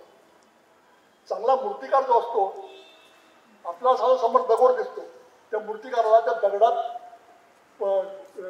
असलेली मूर्ती दिसते आणि त्यामुळे तो फक्त मूर्ती बाजूला ठेवून बाकी सगळ्या बाजूला काढून टाकतो. त्यासाठी ही बुद्धिमत्ता ही वेगळी बुद्धिमत्ता आहे. आणि या पलीकडे 2 बुद्धिमत्ता आहेत. एक परसंवादी बुद्धिमत्ता, जी नेत्यांसाठी किंवा शिक्षकांसाठी आवश्यक आहे. इतरांकडून त्यांच्या कौशल्याच्या, त्यांच्या क्षमतेचा विचार करून उत्तम काम करून घेणं हे नेत्याला आवश्यक असतं. आणि स्वसंवादी जे तत्त्वज्ञाला आवश्यक असतं, तो तत्त्वज्ञ असतो, फिलॉसॉफर, तो स्वतःशीच संवाद साधत अनेक नव्या गोष्टीचा विचार करतो. जसं आईन्स्टाईनने केलं, त्यांनी सापेक्षतावादा सिद्धांत निर्माण केला. त्याच्याकडे कोणतीही प्रयोगशाळा नव्हती, कोणतेही विद्यार्थी नव्हते, कोणतेही उपकरण नव्हतं. तो फक्त स्वतःशीच विचार करून नवीन प्रारूप तयार करतो. आणि या पलीकडे एक बुद्धिमत्ता आहे ज्याचा तुम्ही अप्रत्यक्षपणे आता उल्लेख केला आणि जो सन्मान रशदीला भेटत आहे, ते म्हणजे भावनिक बुद्धिमत्ता. माणूस फक्त सारासार विवेक करत नाही, तो आपल्या भावनांचाही वापर करतो. आणि काही न्यूरोसायन्टिस्ट दाखवून दिलेलं आहे की माणूस जर भावनाशून्य झाला त्याचा विवेकही हरवून बसतो. तर ही भावनिक बुद्धिमत्ता आपल्या कृत्रिम बुद्धिमत्तेत कशी आणायची हा गणिता मुद्दा असेल. एक फक्त मला असं वाटतं की ते जी तरुण मंडळी आहे त्यांना आपण फार जास्त फिलॉसॉफिकल लेवलला नेतोय की काय, तर आजच्या ह्याच्यामध्ये इथे दिसली तर आजकाल जी एक अशी नोकरी जाईल वगैरे अशा ज्या भीती आहेत आणि जॉबलेस होईल का, तर ह्याच्याबद्दल आपण आता थोडी चर्चा करावी असं मला. सरांनी आता भावनिक बुद्धिमत्तेबद्दल सांगितलं किंवा शारीरिक बुद्धिमत्तेबद्दल सांगितलं. त्या गोष्टी शारीरिक बुद्धिमत्तेचं कसं आहे, आपण याच्यामध्ये फेलच आहोत. ह्युमनॉइडचा उल्लेख मॅडमने केला. रोबोटिक्समध्ये अजून आपण माणसासारखा चालणारा रोबोट नाही बनवू शकलो. आपली जी हाताची मुवमेंट आहे ही अजून आतापर्यंत कुठलाही रोबोट बनवू शकलेला नाही. आपण ज्या सहजपणे एखादी गोष्ट उचलतो त्याच्यावर काम चालू आहे आणि तशा रोबोला बुद्धिमत्ता करायचाही प्रयत्न चालू आहे कृत्रिम बुद्धिमत्तेने. पण सरांनी जो शेवटचा मुद्दा सांगितला भावनिक बुद्धिमत्तेचा, तो खूप महत्वाचा आहे. मॅडम म्हणाल्या घाबरवू नका तरुणांना. म्हटलं पब्लिकमध्ये कोणी फारसे तरुण नाहीये. तर वयस्कर लोकांची सध्याची सर्वात मोठी गरज भावनिक अशी आहे की कोणीतरी बोलायला हवंय, कोणतरी त्यांना रिस्पॉन्ड करायला हवंय. अशी खूप हेल्पलाईन्स अवेलेबल आहेत की माणसं कंटाळली की फोन करून बोलू शकतात. हे सहज शक्य आहे की पुढच्या बाजूला त्या बाजूला माणूस नसेल, कृत्रिम बुद्धिमत्ता तुमच्याशी बोलेल. तुम्ही जर म्हटलात मला नात आहे तर मुलीच्या आवाजात बोलेल, नातू आहे म्हटलं तर मुलाच्या आवाजात बोलेल. तुम्हाला अख्खा अनालाइज करून तुमच्या बोलण्याकडे तुम्हाला नक्की कशाची गरज आहे हे आता हेल्पलाईन वरती तिथे बसलेल्या माणसाला शिकवलं जातं. शिकवायची गरज राहणार नाही. कृत्रिम बुद्धिमत्ता आपणहून शिकेल आणि ती एकाच माणसाच्या डेटावर नाही, परत लाखो माणसांच्या डेटावर असेल. त्यामुळे चुकायची शक्यता खूप कमी असेल. याचा अर्थ असा आहे की कृत्रिम बुद्धिमत्तेला भावना आली नाही, ती आल्याचं तो नाटक करू शकतो, पण गरज तुमची भागवू शकतो. मला सांगा, हेल्पलाईन वरती तिथे बसलेला माणूस तरी कुठे ढसढसा रडत असतो. त्याचं महत्वाचं काम आहे की त्याने रडू नये, त्याने बॅलन्स राहावं आणि त्यांनी गरज आहे तो रिस्पॉन्स द्यावा. अप्रतिम रिस्पॉन्स कृत्रिम बुद्धिमत्ता देऊ शकेल, पण तुमचा हात हातात घेऊन जी भावना येते ती आज तरी कृत्रिम बुद्धिमत्ता देऊ शकणार नाही, कारण त्याच्यामध्ये शारीरिक गोष्टी इन्व्हॉल्ड आहेत. बस. याच विषयावर एक अलीकडे आलेली बातमी सांगतो. AI गर्लफ्रेंड बनवलेली गेलेली आहे, जी असे एकाकी आहे, तुम्हाला त्यांची भावनिक गरज आहे ती, त्याच्यासाठी AI गर्लफ्रेंड बनवल्या गेलेली आहे. तर त्यांच्याशी संवाद साधायचा काय, याविषयी तज्ज्ञ जरा तुम्हाला सावध करतात, सबूत. कारण तसं केल्यानं कित्येक वेळेला तुम्ही इतके भावना वाटून त्यात गुंतून पडाल की तुम्ही म्हणता त्याप्रमाणे पलीकडे तसं कोणी नाही आहे हे समजल्यानंतर त्याचा भंगात होईल आणि तो वेळा होईल. यावर एक उपमुद्दा असा येतो की पुरुषप्रधान संस्कृतीमुळे या गर्लफ्रेंड बनवली गेली की हे बॉयफ्रेंड का नाही. गर्लफ्रेंड असो बॉयफ्रेंड असो, गप्पा मारायला ठीक आहे, महत्वाची गरज नाही पूर्ण करू शकत. याच्यात सर मला एक जसं भावनिक बुद्धिमत्ता तुम्ही म्हणालात, तर AIचे जे फायदे आहेत, आता आपण लिमिटेशनबद्दलच जास्त बोललोय. AIचा मला एक मोठा फायदा वाटला, तो म्हणजे समजा एखाद्या घरात ऑटिस्टिक मुलगा आहे, त्याला पब्लिक इंटरॅक्शन करता येईल नाही, तर AI तर्फे आपण त्याला शिकवू शकतो की कुठल्या प्रकारची माणसं येऊ शकतात, त्यांच्याशी कसं इंटरॅक्ट करायचं. कारण त्याचा अतिशय सटल लेवलला आपण भावनिक त्याचा बुद्ध्यांक मोजलेला असू शकतो. आणि असे जे मनोरुग्ण आहेत ह्यांना AIचा मोठा फायदा होईल. आणि म्हणजे आपण जे कुतूहल सदर सगळ्यांनी मिळून चालवलं त्याच्यामध्ये हा एक मोठा विषय आपला मागे पडला होता की मनोरुग्ण किंवा मानसिक आजारांमध्ये AIचा जो फायदा आहे तो आपण सामावून त्या लेखमालेमध्ये, म्हणजे नॅचरली जागा कमी पडली आपल्याला, 300 शब्दांची मर्यादा असायची आणि 1च वर्ष होतं. तर हा जो संपूर्ण मनोवैज्ञानिक जे रोग आहेत की ज्याच्यामध्ये पेशंट व्हायलंट होतो किंवा डिप्रेशनमध्ये जातात, तर अशा लोकांना ट्रेनिंग देऊन की त्यांना समाजामध्ये गेल्यानंतर कुठल्या प्रकारच्या गोष्टींना फेस करायला लागणार आहे, असं एक व्हर्च्युअल रियालिटी तयार करून मनोरुग्णांसाठी AIचा मोठा फायदा होऊ शकतो. असं हे मला जरा टचअप ऑन करायचं होतं, ते मी केलं. तांबे सर काहीतरी बोलतायत मला.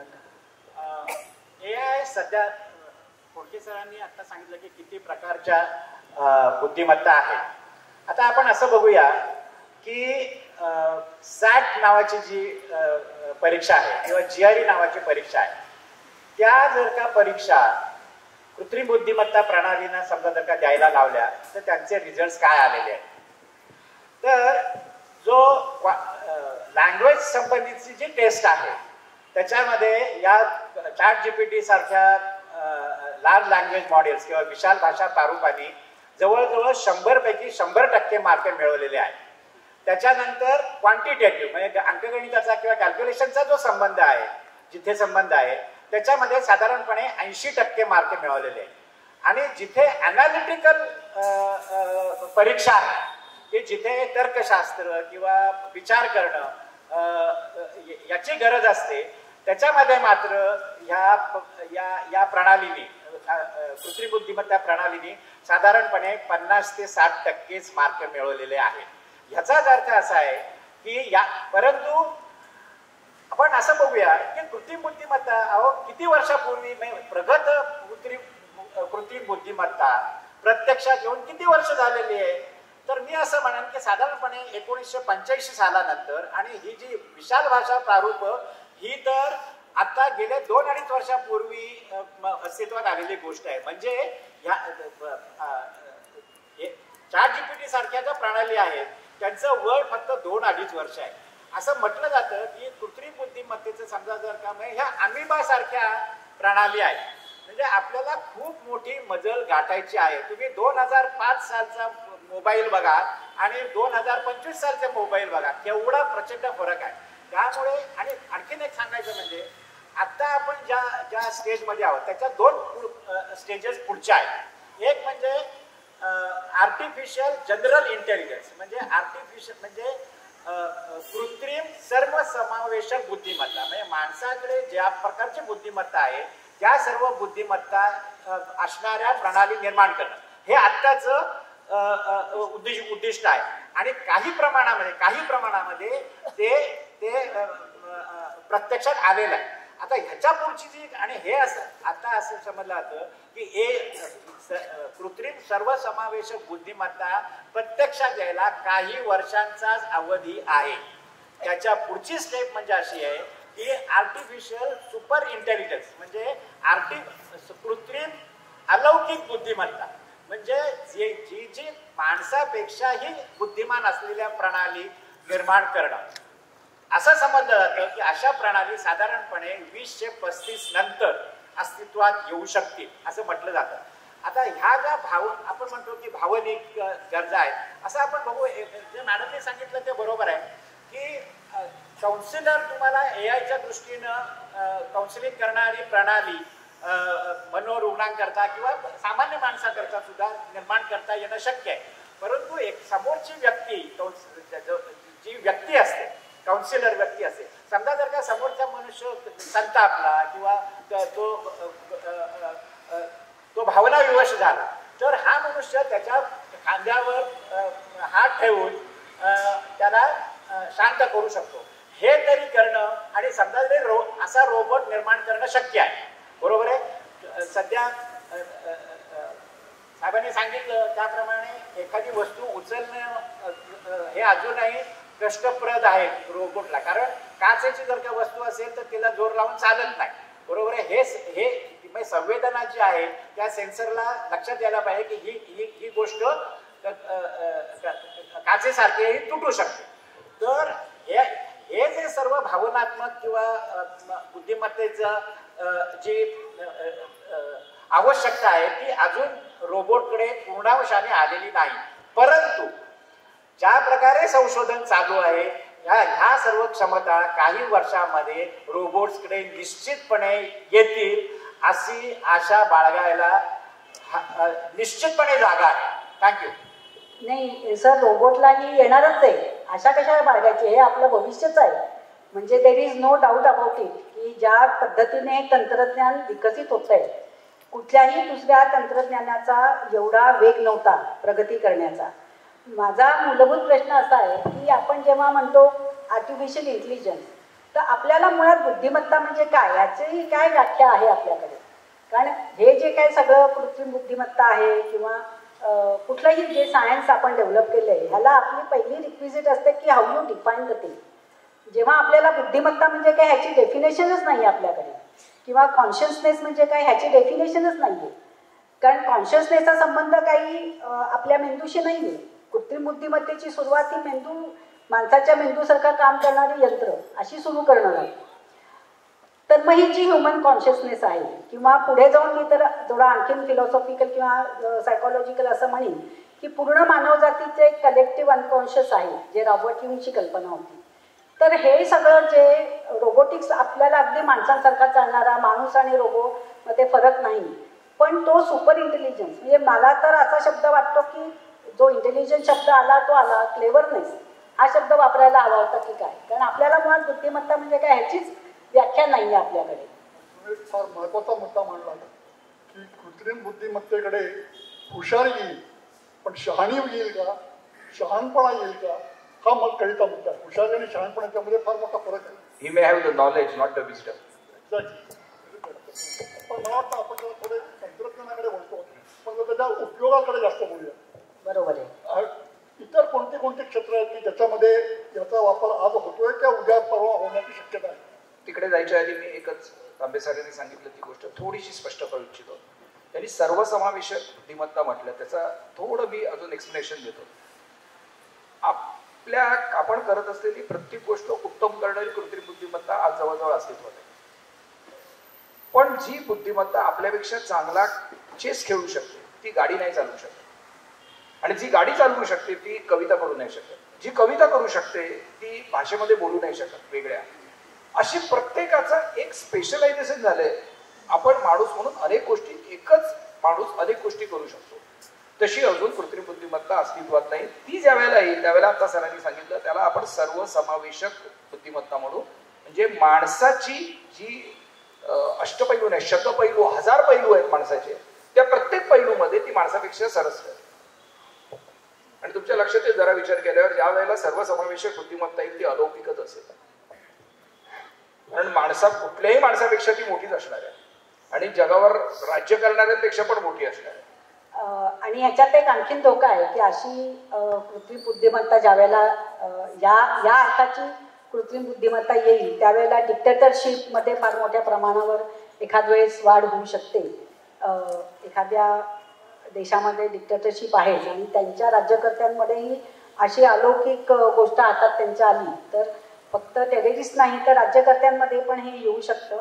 सरांनी आता फायदे कुठल्या कुठल्या क्षेत्रात होतील तर माझ्या मते सगळ्याच क्षेत्रात, जसं इन्फॉर्मेशन टेक्नॉलॉजी आपण आता जवळजवळ सगळीकडेच वापरतो, कृत्रिम बुद्धिमत्ता सगळ्या शिकतात की तुम्ही जिथे कुठे जा, म्हणजे साधं भाजी आणायला गेला तिथपासून, काय आपण स्मार्टफोन वापरतो म्हणजे एका अर्थाने कृत्रिम बुद्धिमत्ताच वापरतो, तिथपासून ते मोठा रिसर्चर असेल, स्पेस स्टेशन वगैरे स्पेस जे आपले प्रोग्राम्स आहेत त्यांना तर फार मोठ्या प्रमाणावरती कृत्रिम बुद्धिमत्तेचा फायदा होणार आहे.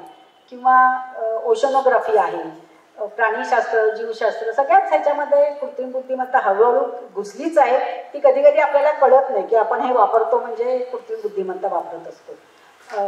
त्यामुळे फायदे आज इथे जे तरुण मुलं आहेत त्यांना एक, मला यांच्या मताने नाही आहेत, मला थोडेफार दिसत आहेत, तर की चॅलेंज काय आहे की ही इतक्या वेगाने बदलणारं तंत्रज्ञान आहे की आज जे मी शिकलेलं आहे ते मला उद्या विसरून नवीन काहीतरी शिकायचं आणि ती आपल्या बुद्धिमत्तेची, मानवी बुद्धिमत्तेची पण मर्यादा आहे की आपण किती फास्ट लर्निंग अनलर्निंग करू शकतो.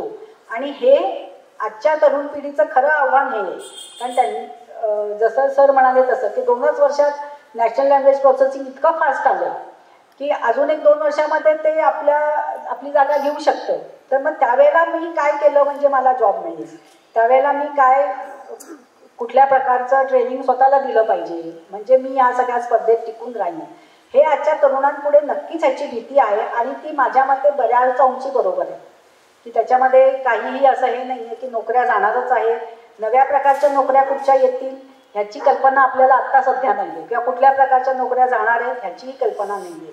तर तरुण पिढीसमोर कृत्रिम बुद्धिमत्ता हे नक्कीच एक आव्हान आहे, पण त्याची भीती बाळगायचं काही कारण नाही. कारण एका विशिष्ट मर्यादेनंतर माझ्या मते की एक प्लॅटू येईल, या संशोधनामध्ये सगळ्याच संशोधनांमध्ये येतो तसा एक प्लॅटू येईल आणि त्याच्याही पुढे जाऊन आणखीन एक सर विषय तुम्ही चर्चेला घ्या की ह्या संदर्भातले रूल्स आणि रेग्युलेशन्स आपण करू शकू का, हा पण एक मुद्दा आपल्याला घ्यायला लागेल. तुम्ही आता जे म्हणालात की जे आव्हान आहे पुढे, तर त्यातील एक की आज कृत्रिम बुद्धिमत्तेचा जो विचार केला जातोय आपण, तो अधिकाधिक ताकदवार, अधिकाधिक क्षमता असलेली बुद्धिमत्ता कशी निर्माण करायची, तो तांत्रिक मुद्दा आहे. पण आता हार्डवेअरचा मुद्दा आहे, पण त्याचे जे उपयोग निर्णय क्षेत्रात करायचे, जे ॲप्लिकेशन निर्माण करायचे आहेत त्यासाठी गरज भासणार आहे. आणि ती मला वाटतं आत्ताच पिढीकडे आहे. कारण आपलं विशेषतः भारतीयांचं एक जे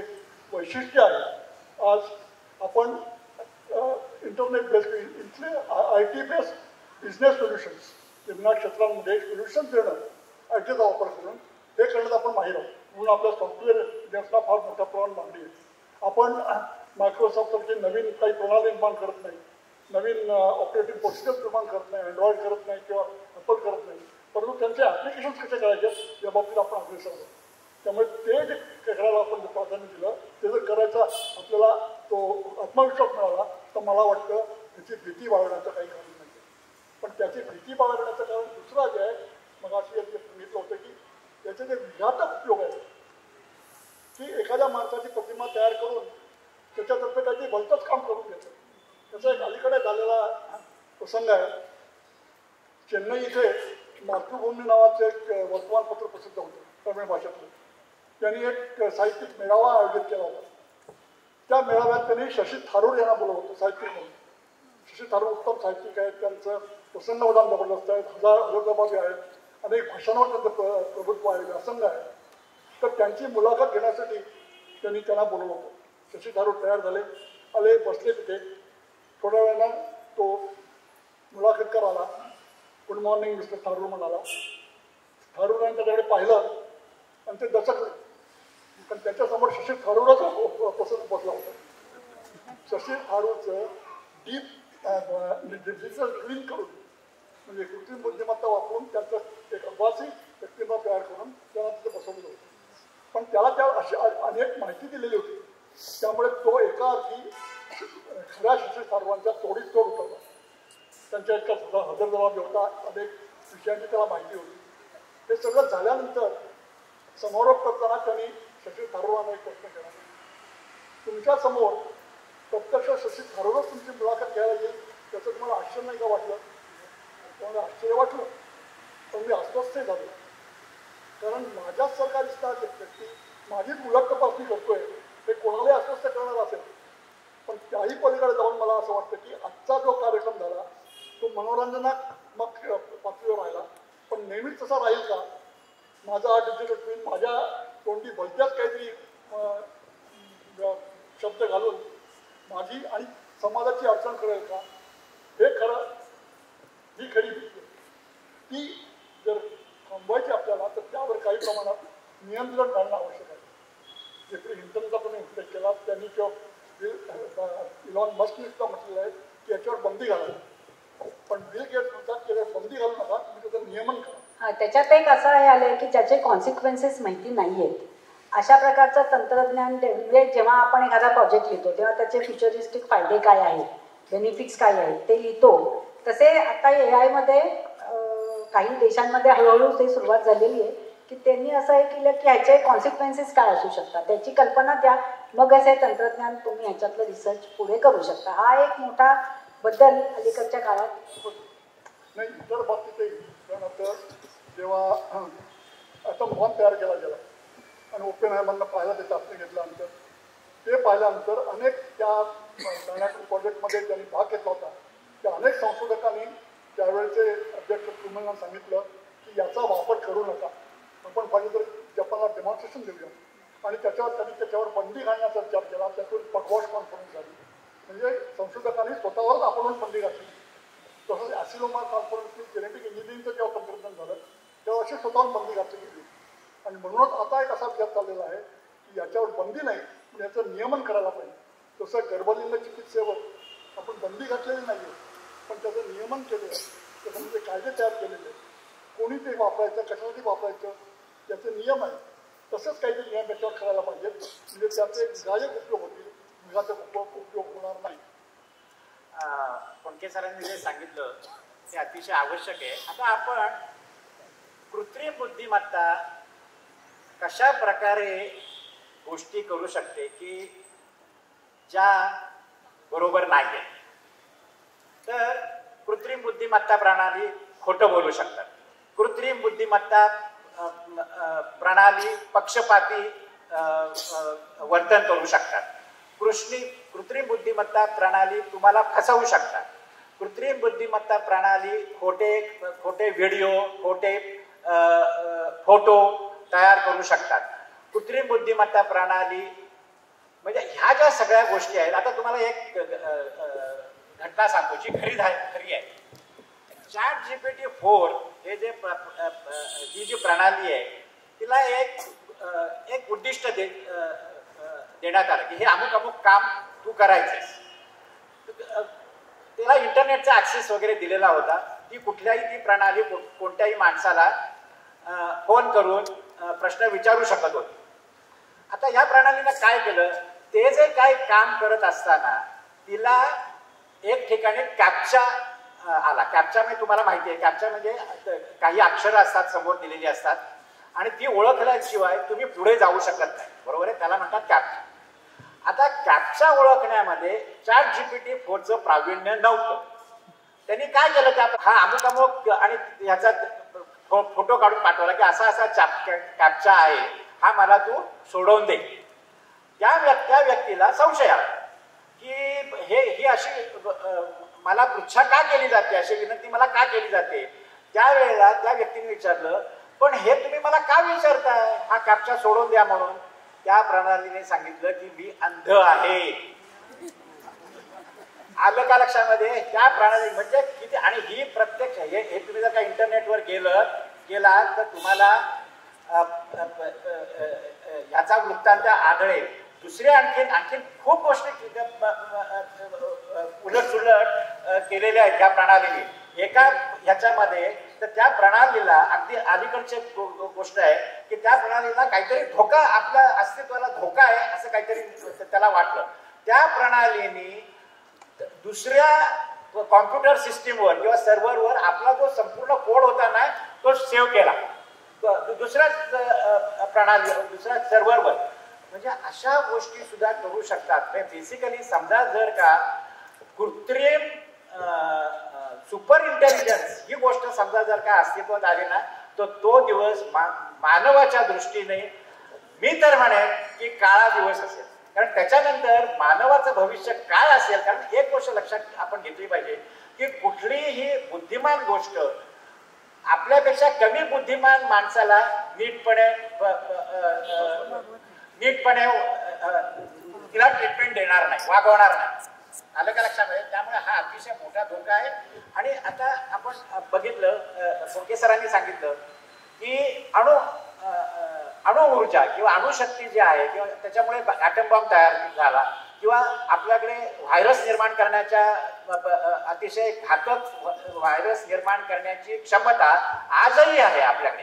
परंतु याच्यामध्ये आणि AI मध्ये असा फरक आहे की अणुबॉम्ब समजा जर का तयार करायचा असेल, तो कुठेतरी टाकायचा असेल तर तो मनुष्य ते कमांड देणार आहे. बरोबर आहे.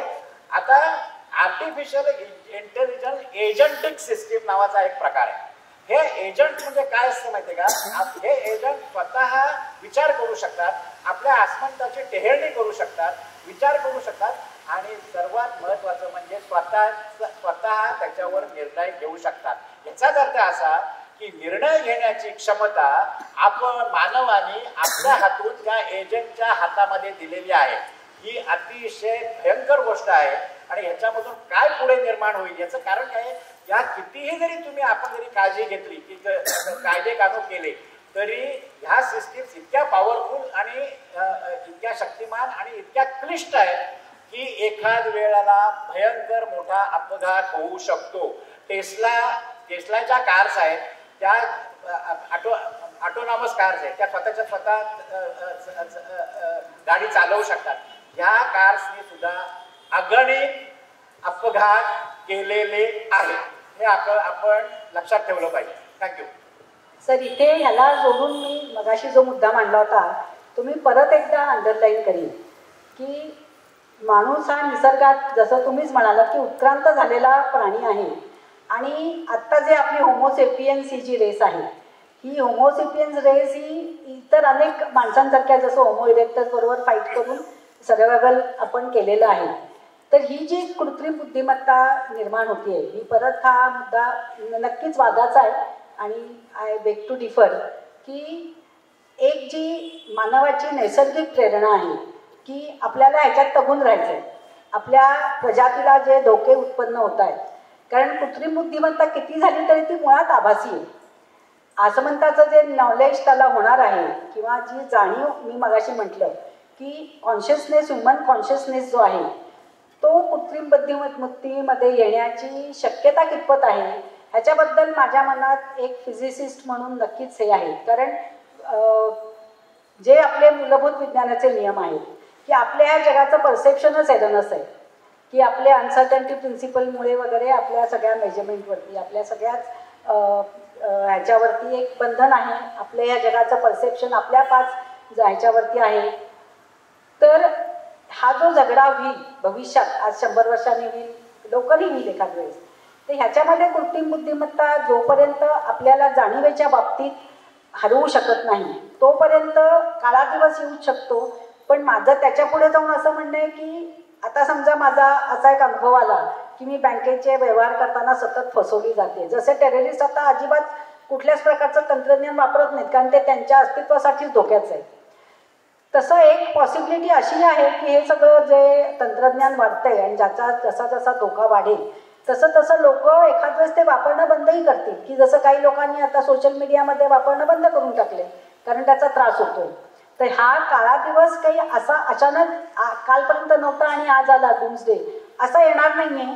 तर मला माझं एक वैयक्तिक एक अभ्यासक म्हणून मत असं आहे की ह्या सगळ्याला पुढून उरणारा ह्युमन कॉन्शियसनेस किंवा जी एक सजीवांची म्हणून जगण्याची प्रेरणा असते तो माणसंच ह्याच्यामधनं मार्ग काढतील. तो काय असेल हे आत्ता सांगणं कठीण आहे, कारण कृत्रिम बुद्धिमत्तेमधलं संशोधन कुठच्या दिशेने जाईल हे आपल्याला आत्ता सांगता येत नाही. आपण फक्त आत्ता प्रेडिक्शन्स करतोय, कारण आत्ताचं जे हे आलं जे ChatGPT किंवा हे सुद्धा खूप आपल्यावरती फार लवकर आलं. तर मला असं वाटतं की हा काळा दिवसासाठी आपण निश्चितपणेच तयारीत राहूयात, पण माणसांची एक जी जगण्याची प्रेरणा आहे ती त्याला पुढून उडेल असं मला समजून वाटतं. यांचा मुद्दा असा आहे की एका क्षणी कृत्रिम बुद्धिमत्ता आपल्या हातून निसटून जाईल का, स्वतंत्रपणे ती काही निर्णय घेऊन ते विघातक कार्यक्रम करेल का. तसं जर झालं तर तुम्ही म्हणता त्याप्रमाणे माणसाच्या जाणीवेचा काही कुठे प्रश्न उरणार नाही. तसं माणसं होऊ देणार नाहीत असं मी सांगायचा प्रयत्न करते. या सगळ्याचं एक थोडं संमत करतो. जेफ्री हिंटनला ज्या वेळेला नोबेल प्राईज मिळालं त्यावेळेला त्यानं जो फोन केला नोबेल प्राईज मिळालं त्याच्यावरती जे काय संभाषण झालं ते त्यांच्या वेबसाईटवरती आहे. तेव्हाच त्यांनी सांगितलं की ही कृत्रिम बुद्धिमत्ता ज्याच्यासाठी तुम्ही मला नोबेल प्राईज देताय ही भविष्यात घातक ठरू शकेल. तर त्या मुलाखतकारने त्याला विचारलं कुठल्या परिस्थितीमध्ये काय, म्हणजे तुम्हाला म्हणायचं काय. ते म्हटले मला तीच भीती आहे, मला काय म्हणायचं हेच मला कळत नाही. म्हणजे धोका काय आहे हा मी दिसत नाही मला, हाच केवढा मोठा धोका आहे. आणि आता सरांनी म्हटलं कृत्रिम बुद्धिमत्ता काय करू शकते, हे करू शकते, ते सगळं करू शकते जे आपण करू शकतो आणि आपल्यापेक्षा अधिक चांगल्या पद्धतीने करू शकतो. माझा विश्वास याच्यावर आहे की अशी एखादी टेक्नॉलॉजी आपल्याकडे अवेलेबल आत्ताही होती. असंच तंत्रज्ञान होतं ज्यावेळेला अणु स्फोट झाला आणि बऱ्याच वेळांच्या हातामध्ये गदाफीपासून ट्रम्पपर्यंत सगळ्यांच्या हातामध्ये ही तंत्रज्ञान असूनही अजून आपण वापरलं नाही, कारण जगामध्ये चांगला विचार करणाऱ्यांची संख्या जास्त आहे. सुरी जी आहे ही खुनी माणसाच्या हातात गेली तर खून करते आणि सर्जनच्या हातात गेली तर सर्जरी करते, शस्त्रक्रिया होते. आणि आजच्या घटकेला शस्त्रक्रिया जास्त होत आहेत खुनापेक्षा, म्हणजे आपण चांगली माणसं आहोत. जसं मॅडम म्हणाले हीच चांगली माणसं, असं काय वाईट होऊ देणार नाही अशी आशा ठेवूया, पण त्याची खात्री देता येत नाही हे मात्र तेवढंच. ते जर करायचं तर त्याच्यावर नियमन घालणं आवश्यक आहे. मग आपण तशा प्रकारचं आपल्या हातातून ते दिसू देणार नाही. आणि म्हणून आता लोक म्हणतात की यापुरतं संशोधन करताना सावधान. मला असं म्हणायचं आहे की human race as a whole, म्हणजे की जर उद्या खरोखर असा काही कृत्रिम बुद्धिमत्ता आपल्या हातातनं निघूनच गेली तर we as a living organism know how to fight with that doomsday. कारण कृत्रिम बुद्धिमत्ता ही सजीव नाही आहे. आपण निसर्गाशी झगडा करून लाखो वर्ष पृथ्वीवरती झगडा करून या स्टेजला आलेलो आहोत. आपली उत्क्रांती अजून थांबली नाही आहे. शक्यता अशी आहे की आपला ब्रेन डायनॅमिक आहे. कृत्रिम बुद्धिमत्तेमध्ये जशी प्रगती होत जाईल आपलाही ब्रेन तशा नव्या नव्या प्रकारच्या गोष्टी शिकत राहील.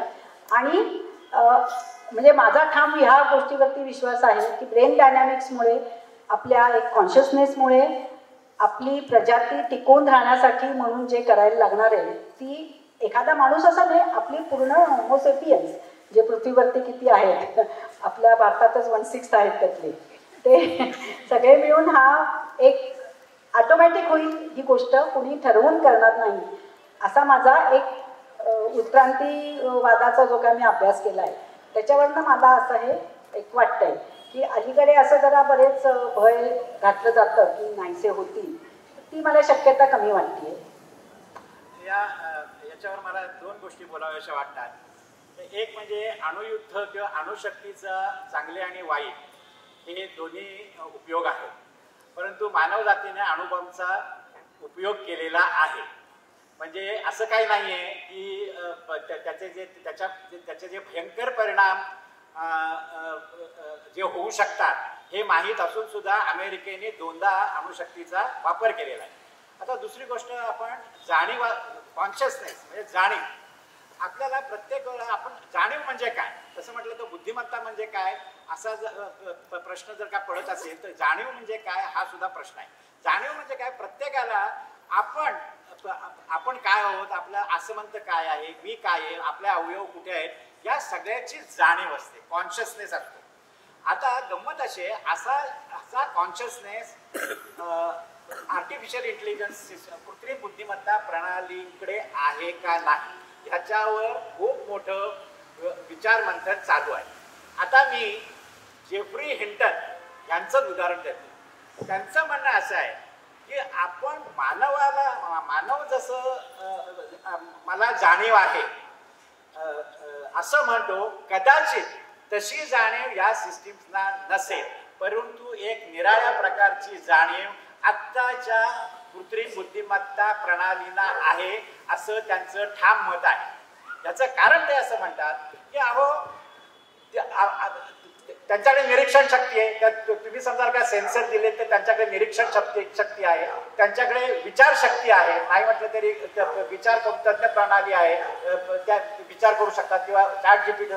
त्याच्यानंतर ते आपल्या ज्ञानावर आधारित कृती करू शकतात.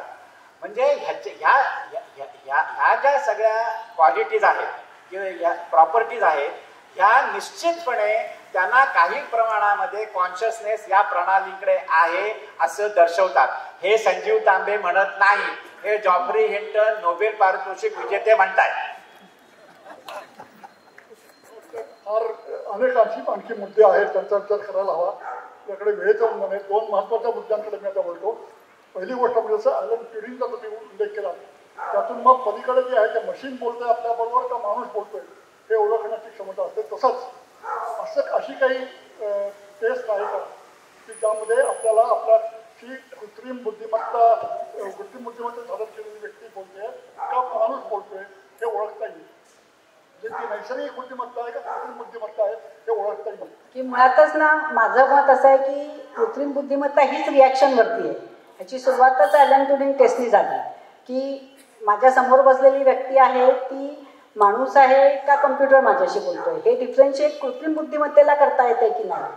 आणि आता एक वैज्ञानिक म्हणून मी असं नक्कीच म्हणेन की कॉन्शियसनेस असेलच, कारण पण शेवटी ही आभासी आहे, कृत्रिम बुद्धिमत्ता ही आभासी आहे. म्हणजे ह्याच्यामुळे मनुष्य जात संपेल किंवा कृत्रिम बुद्धिमत्ता ते सुपरसीड कुणाला करेल and what they will do. आणि ह्याच्या पुढे जाऊन माझं असं म्हणणं आहे की पृथ्वीवरती माणूस हा एकच जिवंत प्राणी नाही आहे, झाडं आहेत, बाकीची संपूर्ण. आणि उत्क्रांतीवादानुसार असं आहे की मनुष्य जातीला खरा थ्रेट आहे तो पक्ष्यांपासून आहे.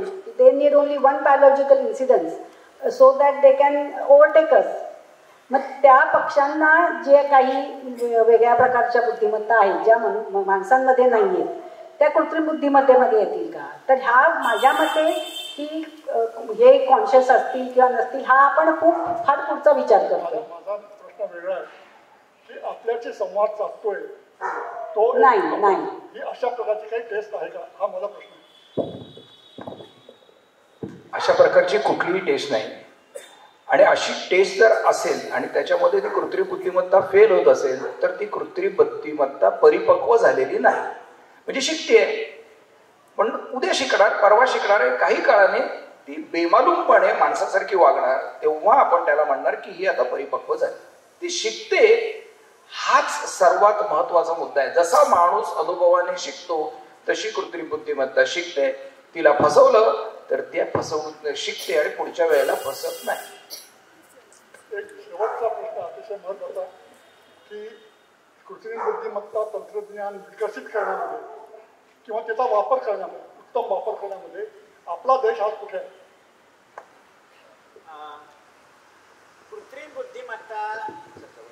कृत्रिम बुद्धिमत्ता निर्माण करण्याकरता 4 गोष्टींची आवश्यकता आहे. एक म्हणजे तुमच्याकडे अल्गोरिदम चांगला पाहिजे किंवा चांगले पाहिजे की जे कृत्रिम बुद्धिमत्ता प्रणालीला प्रशिक्षण देऊ शकतील. दुसरी गोष्ट म्हणजे प्रचंड प्रमाणामध्ये डेटा पाहिजे. तिसरी गोष्ट म्हणजे ह्या प्रणालीला प्रशिक्षण देण्याकरता तुमच्याकडे अतिशय शक्तिशाली सॉफ्टवेअर पाहिजे, बरोबर, हार्डवेअर पाहिजे म्हणजे कॉम्प्युटेशनल हार्डवेअर, आणि चौथी गोष्ट म्हणजे तुमच्याकडे टॅलेंट पाहिजे, आणि पाचवी गोष्ट म्हणजे रिस्क घेण्याची तुमच्याकडे तयारी पाहिजे. आता याच्यामध्ये आपण एक एक गोष्ट बघू की आपल्याकडे डेटा आहे का. आपल्याकडे प्रचंड प्रमाणात डेटा आहे, इंटरनेटवरून काढता पण येतो, परंतु याच्यामध्ये गडबड अशी आहे की तुम्ही समजा जर का असं आपण धरून चालू आत्ताच्या ज्या प्रणाली निर्माण केलेल्या आहेत त्या संपूर्ण जगामधून विश्वकोश, शब्दकोश, त्याच्यानंतर सोशल मीडियामधलं मटेरियल, त्याच्यानंतर पुस्तक, ग्रंथ, ह्या सगळ्याकडून हा जो डेटा आणि सर्व भाषातला मुख्य भाषातला डेटा गोळा केलेला आहे. त्या डेटाची लांबी साधारण अब्जावधी पृष्ठ भरतील अशी आहे. त्याच्यामध्ये भारतीय भाषांचा सुद्धा समावेश आहे. आता गंमत अशी आहे, भारताला समजा जर का भारतामधला प्रॉब्लेम काय तो मी तुम्हाला सांगतो डेटाबद्दल, की हा डेटा समजा जर का भारतीय आपल्या मराठीतल्या विश्वकोशातला डेटा समजा जर का घ्यायचा असेल तर तो विश्वकोश ज्यांनी बनवलाय त्यांना रॉयल्टी द्यायला पाहिजे. पुस्तकं समजा जर का घ्यायची असेल तर त्याची रॉयल्टी दिल्याशिवाय तो घेता येणार नाही. ह्याचा जो खर्च आहे हा करणार कोण, बरोबर आहे. असं म्हटलं जातं की अमेरिकन कंपन्यांनी म्हणजे कॉपीराईटचा विचार न करता भंग करून सगळी सामग्री त्यांच्या प्रणालींना प्रशिक्षण देण्याकरता वापरलेली आहे. तेव्हा हा म्हणजे थोडक्यात म्हणजे इथे सरकार आणि खाजगी कंपन्या, आपल्याकडे खाजगी कंपन्या अतिशय त्यांच्याकडे टॅलेंट आहे आणि पैसे पण भरपूर आहेत निदान काही कंपन्यांकडे, ते हे काम करू शकतात, परंतु हे काम सरकार आणि खाजगी कंपन्यांना करावे लागेल. दुसरी गोष्ट हार्डवेअरचा हे कृत्रिम बुद्धिमत्ता प्रणाली ChatGPT सारखी प्रणाली निर्माण करण्याकरता किती खर्च येतो. साधारणपणे असं म्हटलं जातं की GPT-4 निर्माण करण्याकरता शेकड्याने कोटी डॉलर्सचा खर्च आला. आता चायनाचं जे डीपसीक त्यांनी केलं ते $5.6 मिलियन मध्ये म्हणजे जवळपास 20 पटीने कमी खर्चामध्ये केलं. परंतु ते जे चायना जे काय सांगतं त्याच्याबद्दल शंका घेण्याला खूप मोठी जागा आहे. तिसरी गोष्ट हार्डवेअरची गोष्ट आहे ती इतकी महाग आहे की आता H100 ही चिप या मोठ्या कंपन्या वापरतात. भारत आता 10,000 चिप्स अशा घेण्याचा विचार करतोय भारत सरकार. अमेरिकेमधल्या कंपन्यांकडे एकेका कंपन्यांकडे ह्या 50-50 हजार चिप्स आहेत आणि ह्या एका चिप्सची किंमत $35,000 ते $40,000 आहे. हे खर्चिक काम. आपल्याकडे टॅलेंट आहे का, तर निश्चितपणे आपल्याकडे जागतिक दर्जाचं टॅलेंट आहे. परंतु ह्या ज्या सर्व गोष्टी आणि शेवटची गोष्ट म्हणजे रिस्क टेकिंग, की समजा जर का प्रारूप समजा जर का लोकांना आवडलं नाही किंवा त्याच्यामधून पैसे मिळाले नाहीत तर हा खर्च वाया जाऊ शकतो. म्हणून आपल्याकडच्या कंपन्या थोड्याशा सावधगिरी सध्या बाळगत आहेत. तेव्हा म्हणून ह्या सर्व गोष्टीमुळे तुम्ही जर का बघितलं आता भारत सरकार म्हणतंय की आम्ही पुढच्या 6 ते 6 महिन्यामध्ये ChatGPT सारखं प्रारूप भारतीय भाषांकरता. आता गंमत बघा की शेवटी भारतीय भाषा, त्याच्यानंतर संस्कृती, त्याच्यानंतर इतिहास, भूगोल, साहित्य ह्या सगळ्यांचा विचार ज्याच्यामध्ये समावेश आहे अशी प्रणाली दुसरं कोणीही बनवणार नाही. हे आपल्यालाच बनवायला लागणार आहे आणि त्याच्याकरता सरकार आणि खाजगी कंपन्या यांना एकत्र यावं लागेल असं माझं मत आहे. मला वाटतं मला उदाहरण द्यावं लागतं. तुम्ही जर म्हणाल हार्डवेअर पाहिजे, ते हार्डवेअर घेण्याची क्षमता आपल्याकडे नाही. हार्डवेअर न घेता उदाहरणार्थ क्रेक सुपर कॉम्प्युटर आपल्याला पाहिजे होता हवामानाच्या अंदाजासाठी, तो नाकारला गेला कारण आपल्यावर त्यावर बंधन होती. त्यावेळेला सरकारनं CDAC स्थापन करून त्यांना सुपर कॉम्प्युटर 3 वर्षात बनवण्याचा आदेश दिला. त्यानुसार त्यांनी समांतर प्रणाली वापरून छोटे संगणक वापरून परम सुपर कॉम्प्युटर तयार केला. आणि गंमतीची गोष्ट म्हणजे काही वर्षांनी अमेरिकेनं त्याचीच आपल्याकडे मागणी केली. दुसरं उदाहरण अलीकडच आहे, चंद्रयान-3 जे चंद्रावर उतरलं. त्याच तुम्हाला अमेरिकेचंही एक यान गेलं, पण आपण त्यांच्या 1.5 किमतीत आणि 1.5 वेळेत साध्य केलं. त्यासाठी फार मोठ्या प्रमाणाचं हार्डवेअर वापरलं गेलेलं नाही. हे आपल्याकडे आहे, आपण हे करू शकतो. मला वाटतं या आशावादी विचारावर आपण आजच्या गप्पांचा इथेच समारोप करूया. धन्यवाद.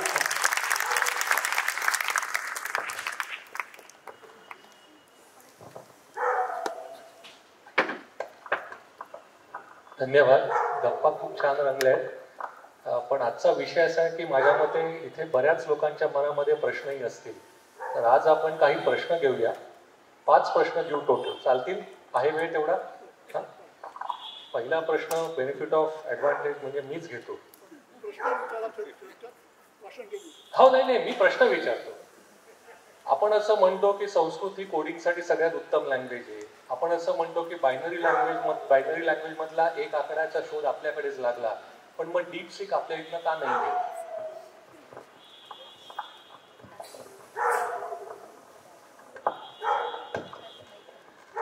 डीपसीक आपल्याकडे येत नाही म्हणजे चायनामध्ये आला हे आपल्याला काल कळलं. हे सांगतो काम चालूच असेल ना. प्रत्येक जण आपापल्या जागेवरती काम करतोय. कदाचित उद्या डीपसीक पेक्षा चांगलं आपण बनवू शकू. टॅलेंटची आपल्याकडे कमी नाही. तुम्हाला अजून एक सांगतो, अलीकडेच स्टॅनफोर्ड युनिव्हर्सिटीने ज्या वेळेला एआयच्या इकोसिस्टीम वरती अख्ख्या जगाचा अभ्यास केला, भारताचा नंबर 4था आहे. पहिला नंबर अमेरिका, दुसरा चायना, तिसरा युनायटेड किंगडम, 4था भारताचा आहे. पण त्याच्यामध्ये जे गुण गोळा केले आहेत त्याच्या 25% गुण अमेरिकेच्या फक्त आपल्याकडे, फक्त 25%. आपल्याला स्कोप खूप आहे. पण जगामध्ये आपण असेही पुढे आहोत कारण आपण बुद्धिमान आहोत. जसं सरांनी सांगितलं हार्डवेअरमध्ये पण आपण अल्टरनेटिव्ह काढला. जसं सरांनी सांगितलं आपण सॉफ्टवेअरमध्ये आपण तयार आहोत. आज आपल्याकडे डीपसेक नाही आहे, कदाचित त्याच्यापेक्षा चांगलं कोणतरी बनवत असेल आणि उद्या आपल्याला कळेल की आपण जगाच्या पुढे आहोत. शक्य आहे. दुसरा एक प्रश्न आलाय. कालच्या चर्चेत भाषा लोप पावत चालल्या आहे असा मुद्दा उपस्थित झाला. एआयची या भाषा जतनासाठी मदत होईल का? थोडक्यात उत्तर होऊ शकेल. तरी आपल्याला विचार करावा लागेल. काही भाषा केवळ 2-4 लोकच बोलतात. अशा वेळी इनफ डेटा उपलब्ध होईल का? आज जरी ते 2-4च भाषा बोलत असले तरी आजवर त्या भाषा बोलणारे अनेक मंडळी होते. त्यांनी उत्पन्न केलेला डेटा आज अवेलेबल आहे, तो आपण वापरू शकतो. म्हणजे माझा जो एआय मला जे आवडतं त्याचं महत्त्वाचं कारणच हे की सगळ्या भाषा एआयमुळे शाबूत राहू शकतील आणि सगळ्या भाषांचं संवर्धनही एआयमुळे होऊ शकेल. कारण नुकतंच मी एका एआय भाषा ट्रेनिंगमध्ये पार्टिसिपेट केलं होतं आणि त्यावेळेला माझ्या लक्षात आलं की ह्या संवर्धनासाठीच खूप मोठ्या प्रमाणात प्रयत्न चालू आहेत. न्यायदानाच्या क्षेत्रामध्ये चॅटजीपीटी वापरता येईल का? आणि जी जजमेंट जर त्या आधारे जर जजेसने दिली तर त्याला एव्हिडेन्शियल व्हॅल्यू किती होईल आणि ऍडमिसिबल होतील का? चॅट डिपेंड होईल.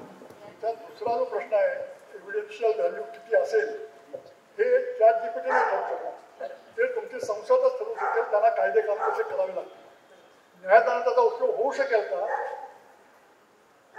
मला वाटतं होऊ शकेल. कारण निर्णय घेण्याची जी क्षमता आहे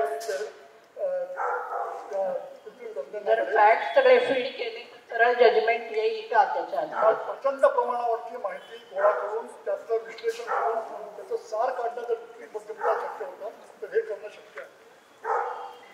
मॅडम एकच मिनिट याच्यावर मी बोलू शकतो. काय सध्या टेक्नॉलॉजीची परिस्थिती काय आहे तर कायदा क्षेत्रामध्ये एआयचा प्रचंड प्रमाणामध्ये ऑलरेडी उपयोग सुरू झालेला आहे. एआय सिस्टीम्स या कॉन्ट्रॅक्ट्स बनवू शकतात. त्याच्यानंतर कुठल्याही केसचा संदर्भ एका क्षणार्धात त्याला उपलब्ध आहे. त्याच्यानंतर त्याच्यावर आधारित इतकंच नव्हे तर एखादी केस आपण जिंकू शकतो का नाही याचा विचार करून देणाऱ्या सिस्टीम सुद्धा सध्या उपलब्ध आहे. त्या भारतात नाही आहे पण परदेशामध्ये नक्की आहे. तर ह्याचा आणि आणखीन एक गोष्ट की ज्या नोकऱ्या जाणार आहेत कृत्रिम बुद्धिमत्तेमध्ये त्याच्यामध्ये प्रत्यक्ष न्यायदानाचं काम करणारे नसतील परंतु ह्याच्यात म्हणजे वकील किंवा या नोकऱ्यावर या तंत्रज्ञानाचा खूप परिणाम होऊ शकतो असं एक भाकीत केलं गेलेलं आहे. माझा प्रश्न असा होता की तुम्ही बोला ज्या दिवशी एआयला पूर्ण पॉवर मिळेल त्या दिवशी तो खूप काळा दिवस असेल. पण तो काळा दिवस का असेल? कारण एआय कडे आपली सगळी माहिती असेल. एआय माहिती संकलन करतं, त्याच्यामुळे एआय कडे एवढी माहिती असते. पण ती आता पण तर आहेच. एवढ्या प्रायव्हेट कंपनीजकडे आपण एवढी आपली स्वतःची माहिती दिलेली आहे. फेसबुक, मेटा जे काही बोलतो आपण त्यांच्याकडे ऑलरेडी आहे. तर आताही पण कधीही काळा दिवस येऊ शकतो. आपण माणसांवरती एवढा विश्वास ठेवलाय, आपली एवढी पर्सनल माहिती देऊन. तर या सिस्टीमकडे आपली माहिती पूर्ण आहेच याच्याबद्दल काही प्रश्नच नाही. आणि हे आपणच त्याला परवानगी दिलेली आहे. प्रत्यक्ष ज्या वेळेला आपण ॲप इन्स्टॉल करतो त्यावेळेला ते ह्या सगळ्या परवानग्या मागतं आणि आपण काही विचार न करता ते त्यांना देतो. बरोबर आहे. हा काळा दिवस का म्हणतो तुम्ही? मॅडम जसं म्हणाल्या की हा एक क्षण नसेल, परंतु मी जे म्हटलं की तुम्ही जर का बघितलं की जर का एखादी हुशार समजा जर का प्रणाली असेल, एखादा हुशार मनुष्य असेल, तर तो त्याच्यापेक्षा कमी हुशार माणसाला कशा पद्धतीनं ट्रीट केलं जातं की हे तुम्ही बघा की आफ्रिकेतल्या देशांना पुढारलेले देश कशा प्रकारे ट्रीट करतात. बरोबर आहे. असंच या प्रणालींच्या बाबतीमध्ये व्हायची शक्यता आहे.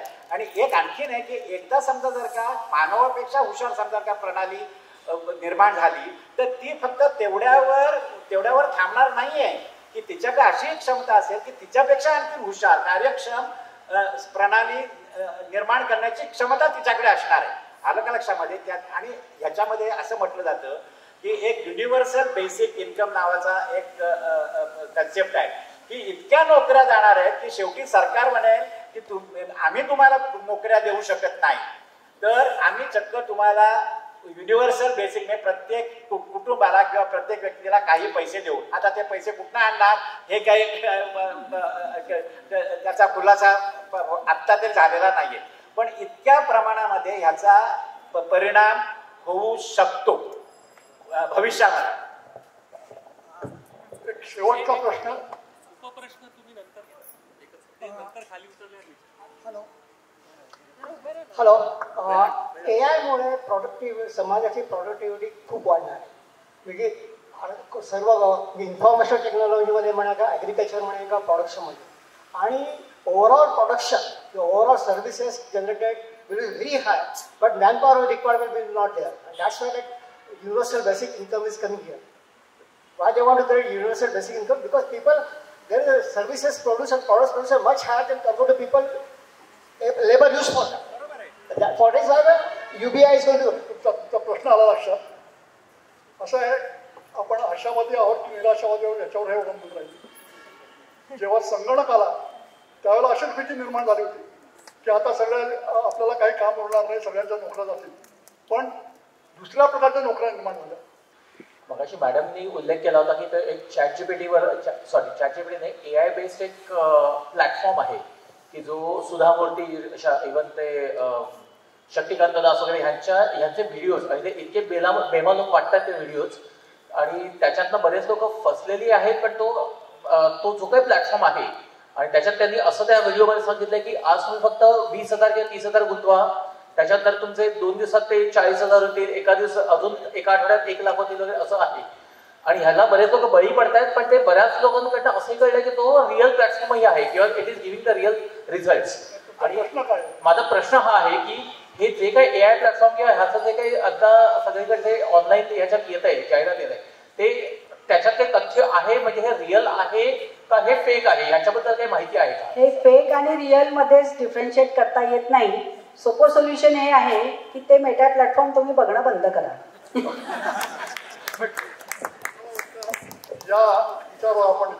एकच मिनिट सर संपवतो. मला असं वाटतं आज भारताला गरज आहे ना ती एआय साक्षरतेची.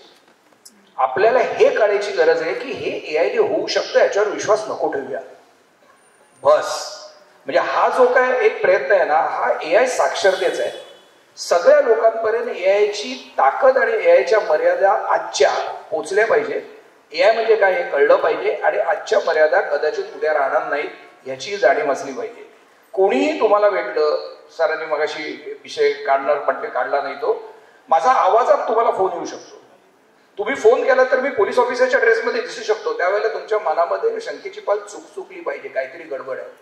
तुम्हाला असं वाटलं पाहिजे, मुलीचा जर फोन आला तुम्हाला तर तुम्हाला असं म्हणता आलं पाहिजे की ठेव मी तुला परत फोन करतो. ह्या साक्षरतेची गरज आहे. आतापर्यंत आपण डोळे झाकून त्याच्यावर विश्वास ठेवत होतो, नुसतं डोळे फसवत नाहीत म्हणत होतो. आता AI तुमच्या डोळ्याला फसवू शकते. ह्या साक्षरतेची आज गरज आहे, ह्याच्या पलीकडे काही नाही. धन्यवाद.